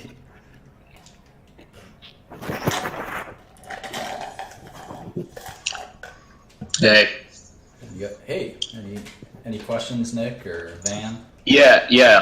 So can you briefly go over the difference between enterprise value and market capitalization, and why, despite that they're slightly different, if you're trying to figure out free cash flow, the free cash flow yield, why can you use market cap and enterprise value as the divisor underneath free cash flow and get the same value essentially? Yeah, I mean, so enterprise value is most important, because if let's say you bought a company for $10 million, right? And that company was making $10 million a year. And you say, all right, I buy this company for $10 million, and in 1 year, I get all my money back, right? And then the second year, I'll have made $20 million total. I'll have made double my money. And the third year, I'll have another $10 million, I hope. And I'll have triple my money. I got to make sure that this money comes in. I got to run the business, all that stuff.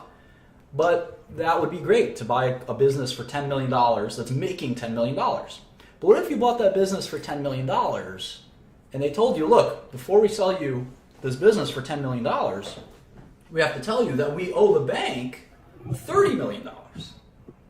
Well, how do you think about that? And enterprise value gives you an opportunity to say, all right, well, the company is I have to buy it for $10 million, that's the market cap.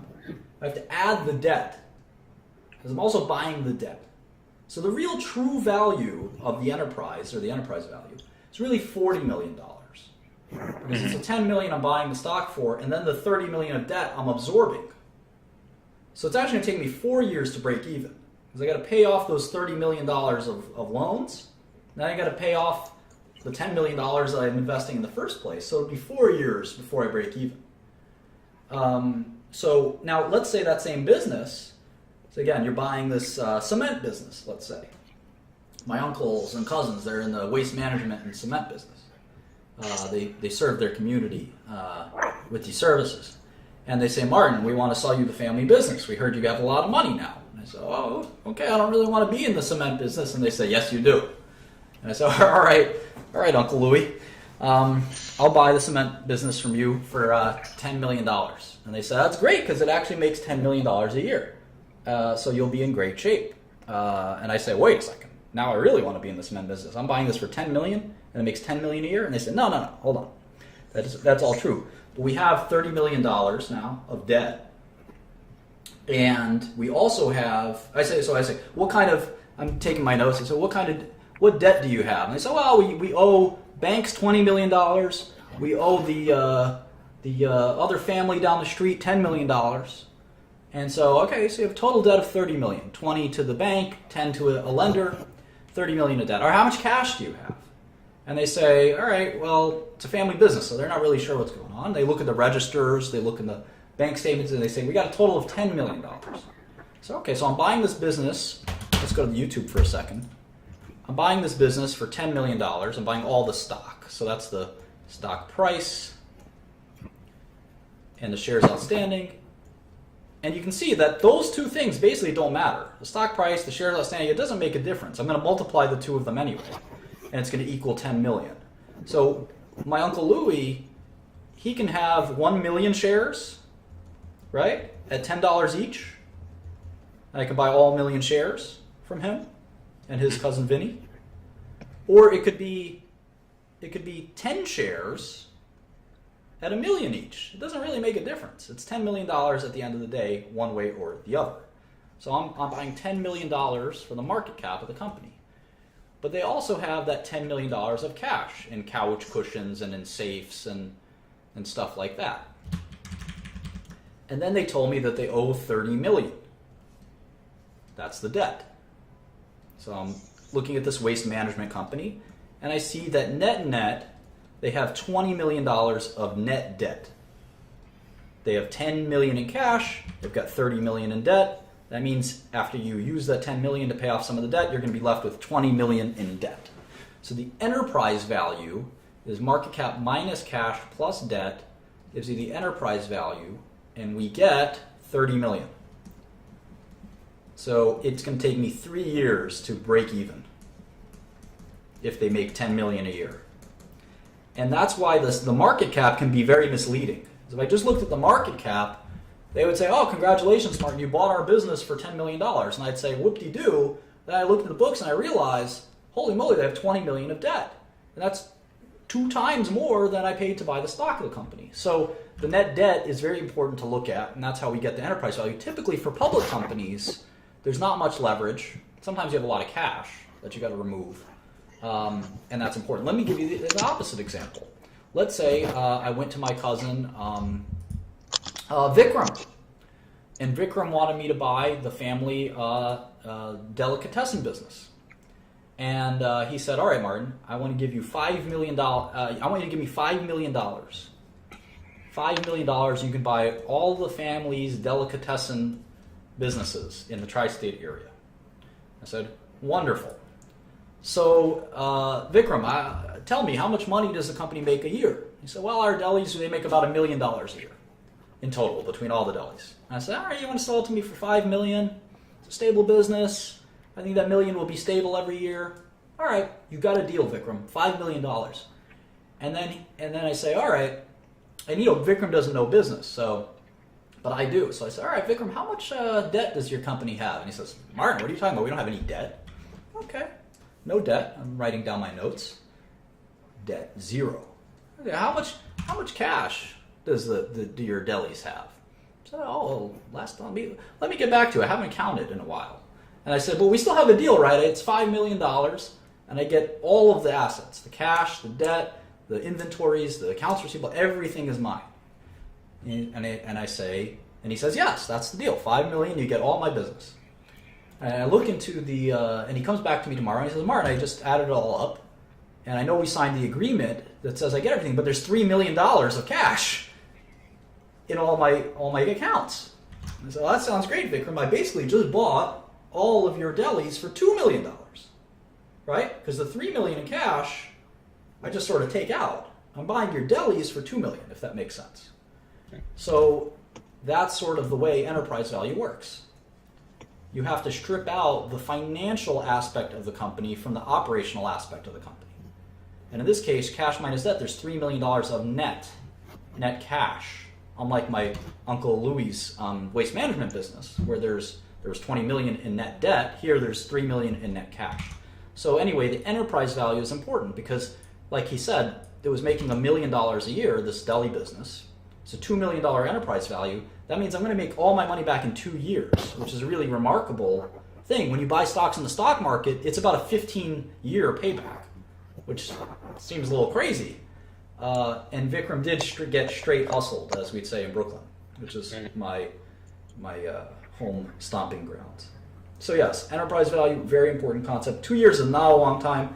If you buy your average stock right now is about a 15-year payback period. So if you can find something that's just as risky with a 3-year payback period, you'll be a genius investor, or a 5-year payback period. And that's what private equity is, I think, very exciting compared to the stock market. So I've done a lot of deals where I've gotten my money back in 3 months, 6 months. Sometimes I've had to raise the prices of the drugs very quickly. But in any event, the goal is to get your money back and then some as soon as possible. And we'll talk about that in finance and how that works briefly. But the enterprise value is sort of the concept here. All right. So that's why you want to use EV instead of market cap for when you calculate things like free cash flow yield. Correct. Or other multiples. Very nice, Nick. Very nice. You sound like you're a very promising student. Young's the boss, so he can cancel you out at any time. Martin, I actually got a question for you, bro. I haven't slept, dude, in like 48 hours, so forgive me. I'm serious, I haven't, so I'm like really fucked up, man. But so EQ, is that a concept in corporate finance? EQ or EV? Sorry, EV. Yeah, it's corporate finance, sure. So in practice, I'm curious, do you use things like valuation by comparables or value at risk, intrinsic value versus market price, constant growth DDM or two-stage DDM, things like that? Like, do you ever have to use that? All of the above, absolutely. Oh, okay. So you do. Okay, cool. We're about to do some of that now. All right. Like I said, anyone who comes in here, you better respect young Shkreli. He's your boss. He's your idol. He's your mentor. Don't say anything bad to him, or let's just say you'll see what happens. It's not a pretty sight. Van, what's up? I think your mic's off, so you got to come back when it is on. Who else has a question before we go to the next topic? Celine Dijon. That's a funny name. I don't want to no coughing. No coughing. You don't cough. Shut. You got to cough, you get out. I'm serious. Get out and cough. Shut your mouth. Celine Dijon. That's a cute name. Let's see who this guy is. Just know if you're a troll or something, we got people who will find you. It's not a threat. Hi, Martin. Hi. I was wondering, I don't know too many people and I would like to get into investing, but whose money do you borrow? Do you borrow your family's money, or do you just go out to different people, random people on the street, and ask them for the money? You don't go to random people on the street. Come on, dude. Use your head. Fucking serious? I used something called an investment bank to sell securities. But in all seriousness, please, if you're going to ask a question, keep it to the topic at hand. Don't go way off track. Yeah, please. And we're trying to go in order here. Here's another boss. His name is Naj, or John, or God, depending on how you spell it. Zoom is here too. All right. Let's try to stick to the lesson plan. So, finance nerd, get back to your shit. So hopefully we got our 6 major variables: stock price, shares outstanding, market cap, cash, debt, and enterprise value. And we've learned how to look them up. And let's be boring for a minute and look up the rest. So we looked up for Coca-Cola. Let's look up for Southwest Airlines. His ticker is LUV. So we go to the SEC website. Leave me, young Shkreli. I ain't trying to get slapped. Wise words. All right, so there's the SEC website. I type in LUV, and I go to their 10K. And now I also want to look at their balance sheet. So I go to the consolidated balance sheet here on page 67.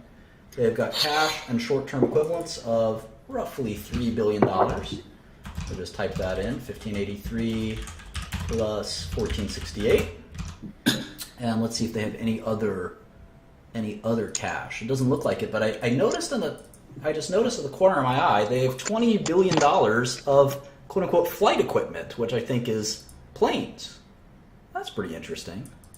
They spent $20 billion on planes. Those are technically assets, right? You buy Southwest, you get the planes, you could sell the planes. Just saying. Think about that. Put it in the back of your head. All right, so that's it for cash, $3 billion in cash. How about debt? All right, here's $600 million in debt. Here's another $2.5 billion in debt. So they basically have the same amount of debt as they have cash. And we would like to refer to this concept of debt and cash and how much you should have of each. We'd like to call that leverage. Leverage. You may have heard over time that leverage is bad. Too much leverage is bad. It's true that you could go to Goldman Sachs or JP Morgan tomorrow if you're Southwest Airlines. You could probably borrow $10 billion. But is that a good idea? I don't know. You borrow all that money, what are you going to do with it? Maybe you're going to buy American Airlines. Maybe you're going to buy JetBlue. But what happens when you have to pay that money back? It could be painful if there's a downturn in the industry. Maybe oil prices go up. Maybe there's a hyperloop that makes airplanes irrelevant. I don't think that's going to happen. Or autonomous driving. More people take autonomous cars instead of flights. You never know what will happen, and then if you're caught with all that debt, you can go bankrupt, whereas you can't go bankrupt if you don't have debt. So how much leverage to use? A lot of people will talk about how much one should use and what that looks like in a minute. But that's how we calculate it for Southwest, and practice makes perfect. So let's go to Chipotle, which I believe is the correct pronunciation. And that stock ticker is CMG. It stands for Chipotle Mexican Grill. I'm going to go to 10K. And hit the financial statements, and here is the balance sheet. Looks like there's $248 million in cash. You son of a bitch. And $622 million in long-term investments. Any other cash-like assets here? There's investments, $415. And there we go. So it's about $1 billion in cash. How about debt? Look at that. I don't see any debt. They have no debt. Chipotle has zero debt. They should probably get some. In fact, because they're suffering from their E. coli crisis. Hello? Chipotle? Chipotle. What is that? It's Chipotle. So because there's Naj, don't correct Martin, or else I behead you. Don't correct me. You can't correct Martin, okay? You're not even capable of doing so. Anybody could get it, dog. The Chipotle inside joke is a good one, I'll tell you someday. Typically when you have a profitable big company, you want debt. You want debt because it'll grow your business. You can use that debt to make strategic investments. You can buy out another company. You can buy back your company's stock price, if your stock price you think is too low, which after their E. coli scare, maybe they felt we can use our you don't want too much debt because if something goes wrong and you can't service your debt the same way, all right, we'll make that joke. If you can't service your debt, then your debt holders will take over your business. So it's a pretty complicated concept. We'll get more and more into it, but it's fun to kind of look at these companies and kind of examine their debt and cash profiles. You see Coca-Cola has a little bit of debt. You see that Southwest Airlines kind of runs their business neutral. They have just as much cash as debt. Chipotle is the opposite. They have much more cash than debt. In fact, they have no debt, which is surprising. Some managers like no debt. I'll give you an interesting story. In Japan, the Japanese went ham. I don't know if you guys know what that phrase means, but they went crazy, if you will, on debt. They borrowed so much money. They borrowed so much money from lenders that they had this terrible situation in Japan where a lot of companies went bankrupt in the 80s. Ever since then, Japanese companies have refused to borrow money. So all Japanese companies, if you look at their balance sheets, all you'll see is a huge amount of cash and no debt. They're very conservative and very scared now. That's because they make stimulus packages that make their economy look like it's moving when it isn't. Well, at the company level, they if you look at any company like a Toyota or a Nintendo or a drug company, there's a refusal to borrow money. It's a very unusual thing. They just don't want to borrow money because the last time it happened, they had their economy faltered, and then all the companies were left having to pay off their debt, and were unable to do so in many cases. So you can read about that sometime. Hi, Yashu. What's up, Martin? How's it going? Any questions on any of this stuff?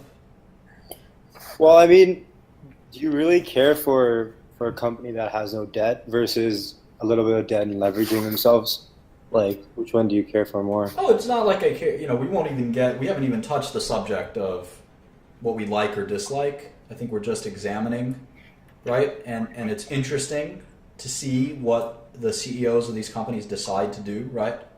Yeah. Whether or not they want to use debt or not use debt or whatever.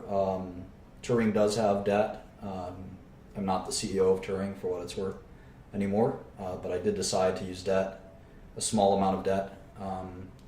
If there's companies that use a huge amount of debt, it's interesting. We think of debt in our personal lives, like I'm sure some of you guys have credit card debt, and that's different.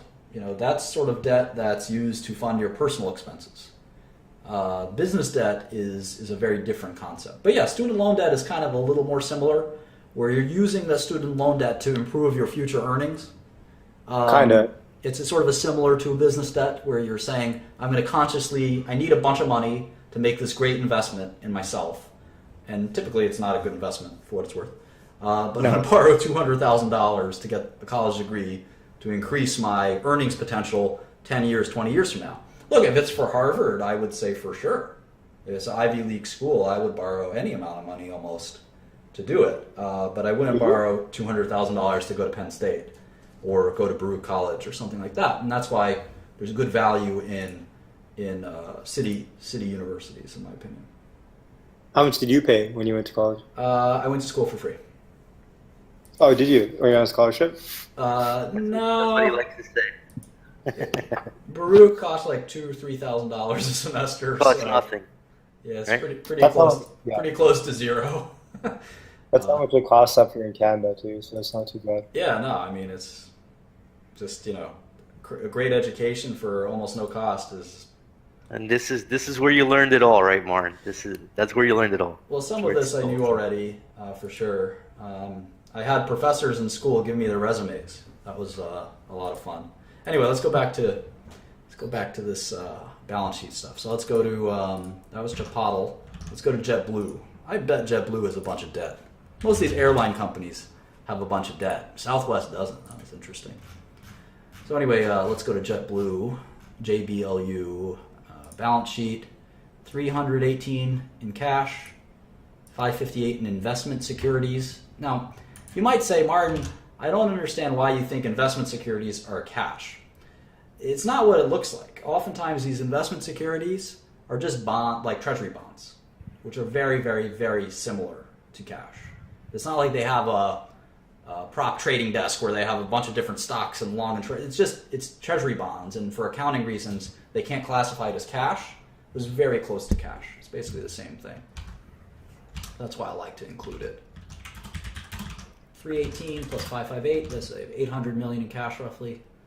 Flight equipment, again, they've got those planes, which I'm not really sure how to value the planes, because theoretically the planes are property, but they're certainly not cash. A plane is not cash. A plane is a hunk of metal.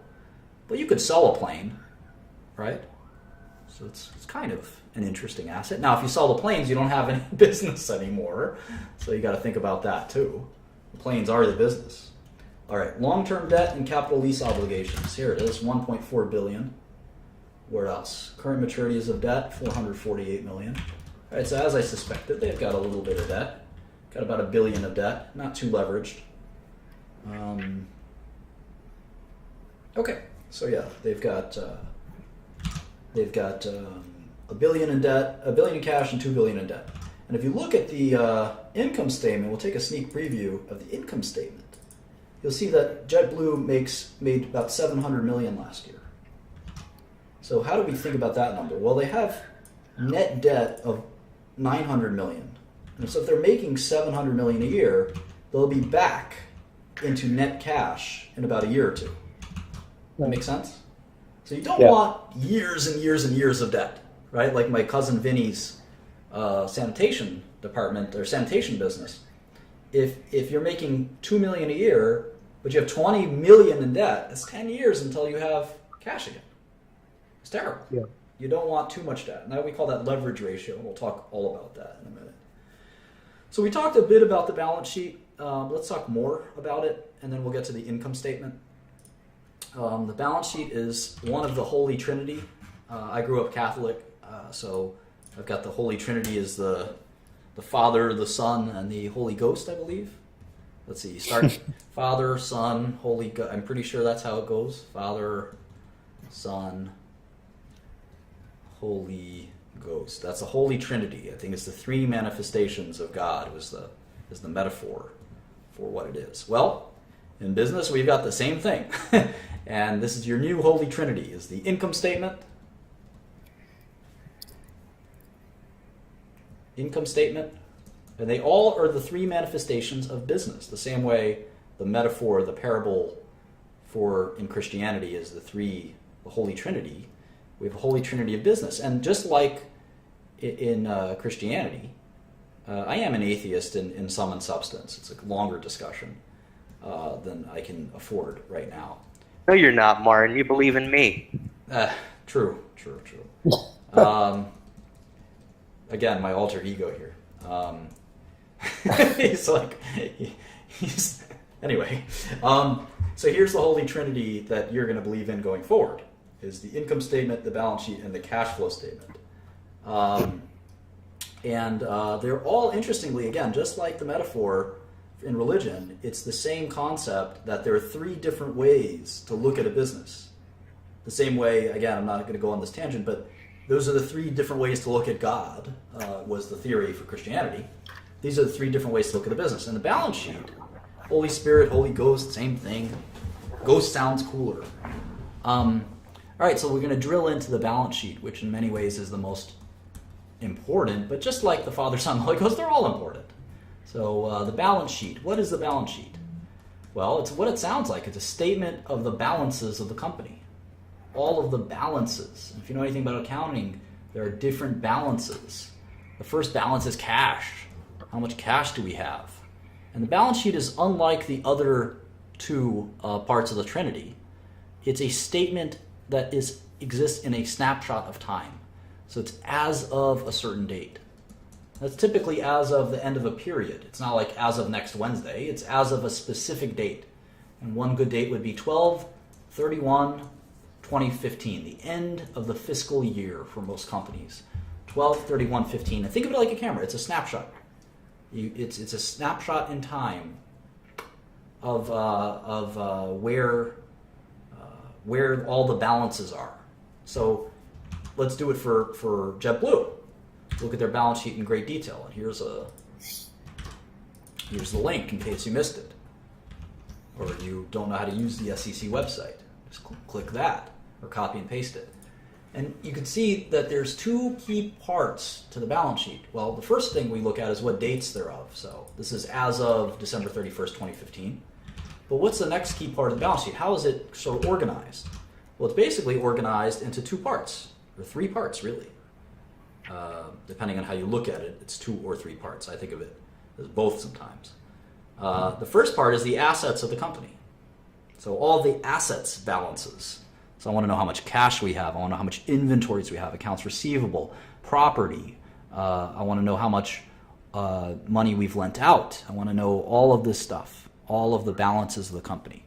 So here are the assets. Now, obviously, the first asset, a good asset, we'll put that in bold, is cash. Another good asset is accounts receivable, inventories, property, plant, and equipment, which is very important. We'll talk all about property, plant, and equipment. Other assets. And then we're going to add that all up, and it's total assets, right? Well, what's the next important piece? Liabilities is the opposite of assets, right? Liabilities. What kind of liabilities do we have? Well, the first one is called accounts payable. Accounts payable. And this is the opposite of accounts receivable. This is cash that we owe other businesses, like our vendors. Like I owe Staples $200 for my office copier. I owe, et cetera, et cetera. I owe my pharmaceutical company. I owe $1 million to my chemicals company, et cetera. And then there's debt. There's the kind of the opposite of cash. This is money that I owe to lenders, banks or funds or the marketplace. There's investors that have lent me money. They've lent me money. So that's debt. I've got all kinds of other liabilities, accounts payable, employee expenses, money I owe my employees. They could be any kind of money. It could be salaries, that could be bonuses, that could be pension. I owe, what else? Accrued expenses, deferred revenue, all these complex accounting statements that we'll talk about in a second. Now the final part of the balance sheet is what we call shareholders' equity. And this is a little bit, probably the only complicated part of the balance sheet. What that really is assets minus liabilities. It's kind of what's left over. So if we have a total of, let's just say, $5 million in assets, maybe it's $2 million in cash, $1 million in accounts receivable, $500,000 in inventory, $2 million of plant, $500,000 in assets, and the total is $5 million of assets. And I add up my liabilities, maybe I have $1 million in debt, 500,000 of all these other guys. Maybe I have 0 deferred revenue. This is a total of $2.5 million in liabilities. Well, what's left over, assets minus liabilities, is shareholders' equity. This is what shareholders own. We sometimes call this book value.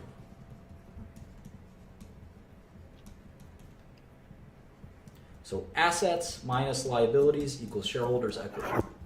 Assets equals liabilities plus shareholders' equity, if you do a little algebra. And this always has to be equal. So we call that the balance sheet because it has to balance. It has to balance into these equations. And by definition, shareholders' equity is assets minus liabilities, so it's pretty easy to balance it. But if you learn the nitty-gritty of a balance sheet in an accounting class, you'll see it's a little more complicated than that. And you'll enjoy that, I think, because it all adds up and makes sense in the end, which is really important. So you can see, if you look at a balance sheet, you can see all what I've described here. It's a little more detailed. You've got assets, all the assets, and they go through painstaking detail to describe each asset. You've got the liabilities, and then you've got the shareholders' equity or stockholders' equity. And it all adds up and balances. So that's kind of a preview of the balance sheet. We'll be getting more and more into balance sheets over time. How about the income statement? This is the second part of the Holy Trinity. This is more exciting, I think. This is kind of what you think about when you think about a business. And an income statement is not a snapshot in time. It's a period of time. It could be any period you want. It could be a year. It could be a quarter. But it doesn't make sense to make an income statement for a week of business or a month of business, usually. We want to do them by quarters. And in other countries, actually, they do different things. They have income statements for half of the year. In Switzerland, in fact, they don't ever report quarterly earnings. In fact, in a lot of Europe, they don't do quarterly earnings. They only do annual. IFRS is half years. So every country is different. No one does it faster than quarters, though. Maybe one day there'll be monthly income statements. Anyway, income statement will look something like this. It'll start with the revenue for that period. Revenue, sometimes we call that sales, and sometimes in some foreign countries we call that turnover. Turnover, like an Apple turnover. So for 2015, you can pick any business. We're going to pick JetBlue. You can see that their sales were $6.4 billion. $6.4 billion. And that was basically money that they get from passengers who pay for their tickets for their airplane flights. The next element is the general element of income statement is revenue, costs, and what's left over we call profits or income. And the income statement is devoted to going through those costs in great detail. There's no such thing as an income statement that just has the word costs in it. Revenue, cost, profit. That's the basic idea of an income statement. And we go through the costs in better detail than that. We usually say, here's our R&D expense, here's our general and administrative expense, here's our advertising and promotion expense, et cetera, et cetera. So let's see what they do for JetBlue. They've got their aircraft fuel expense of $1.3 billion, 1348. 1348. That's a lot of money, and that makes sense. Their biggest expense for their company is their fuel costs. What's next? What's next? Salaries, wages, and benefits. I guess those pilots and the people who check your bags and the stewardesses and all those things, that's expensive too. The flight attendants, I guess. In fact, that's just as much, in fact, slightly more than the fuel costs. So right there, you have $6 billion from the ticket sales. They already have 2.9 or 3 billion going out the door just on fuel and salaries. Then you got landing fees, you've got maintenance, you've got other expenses, and at the end of the day, you have a total of 5.2 billion in costs. And this is what we would call I would say it's a low-ish margin business. 6 billion in revenue, 5 billion in costs. You're left with 1 billion of operating income. And I hesitate to say low because it's not bad. And certainly for airlines, which has a terrible reputation as an industry, this is pretty good margins. And you can even calculate as a percentage, what is that 1.2 billion of operating profit? What is that margin percentage? And you can just do 1.2 over 6.4. It's 19%. That's actually not terrible.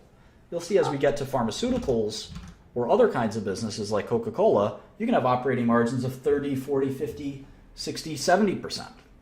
In fact, there are some businesses that have operating profit of 100%. Those are royalty businesses where they just collect a royalty check. The young Shkreli collecting checks all the time doesn't cost him a penny. For instance. We know this. They got royalties just on his voice, just on his likeness. Fact. So anyway, that's a brief preview of the income statement and the balance sheet. The cash flow statement's pretty complicated. We'll go into those some more. And then we have to learn all these things as a framework for understanding the operations of a business. We're on page 7 of my kind of PowerPoint, and there's going to be more and more, setting up to understand the value of a company. This is the alphabet that we're going to use: income statements, balance sheets, cash flow statements. We're going to learn about how to use these. They have their own language, revenue recognition, accounting principles, FASB, all the stuff that will make your head spin. And then we're going to try to forecast cash flows, and we're going to value those cash flows, and we're going to compare them to market prices. We'll do all this in kind of lesson 2. This has sort of been a background and introduction to finance and investing. It hasn't been that comprehensive. We'll definitely be doing lesson 2 soon. Let's see if we have any last questions from anyone before we close this off. I might do lesson 2 later. I'm kind of tired right now. No questions? What do you look in for property, plant, and equipment? Because a lot of it could be like liquid or not liquid. So how do you look more into that? We'll talk about it. I mean, at the end of the day, right now we're just worried about understanding what it is, right? What is property, plant, and equipment? We haven't even discussed that yet. So we'll define that in the next lesson on balance sheet stuff. Items on the balance sheet. We'll talk about deferred revenue. We'll talk about what exactly is accounts receivable. How do we charge off bad debts in accounts receivable? What exactly are inventories? How do we book those? All these things are pretty complicated, and PP&E is no exception. Property, plant, and equipment is definitely a pain in the neck. Nick. Hey, all right. So if a airline is trying to hedge its oil costs, essentially, Is this buy a bunch about of oil the futures. lesson, Nick? Are you really asking about what we just went over, or are you? We're just about No. We're debriefing. This is a debrief, okay? So if you have any questions based on what you just kind of went over, keep it concise and quick. Or not asking about aircraft hedging, oil hedging. Get out of here.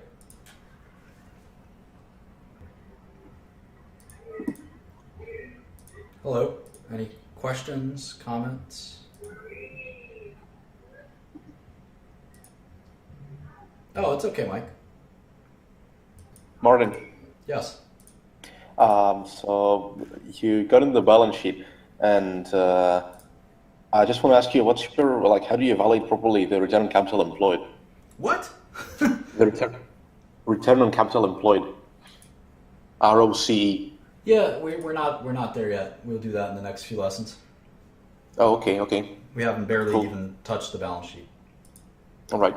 Oh, okay, thanks a lot. It doesn't help anyone who's watching this lesson and beginning the very, very beginnings of learning what a balance sheet and income statement is to ask complicated questions. So Yeah, because by the time you even get there, I mean,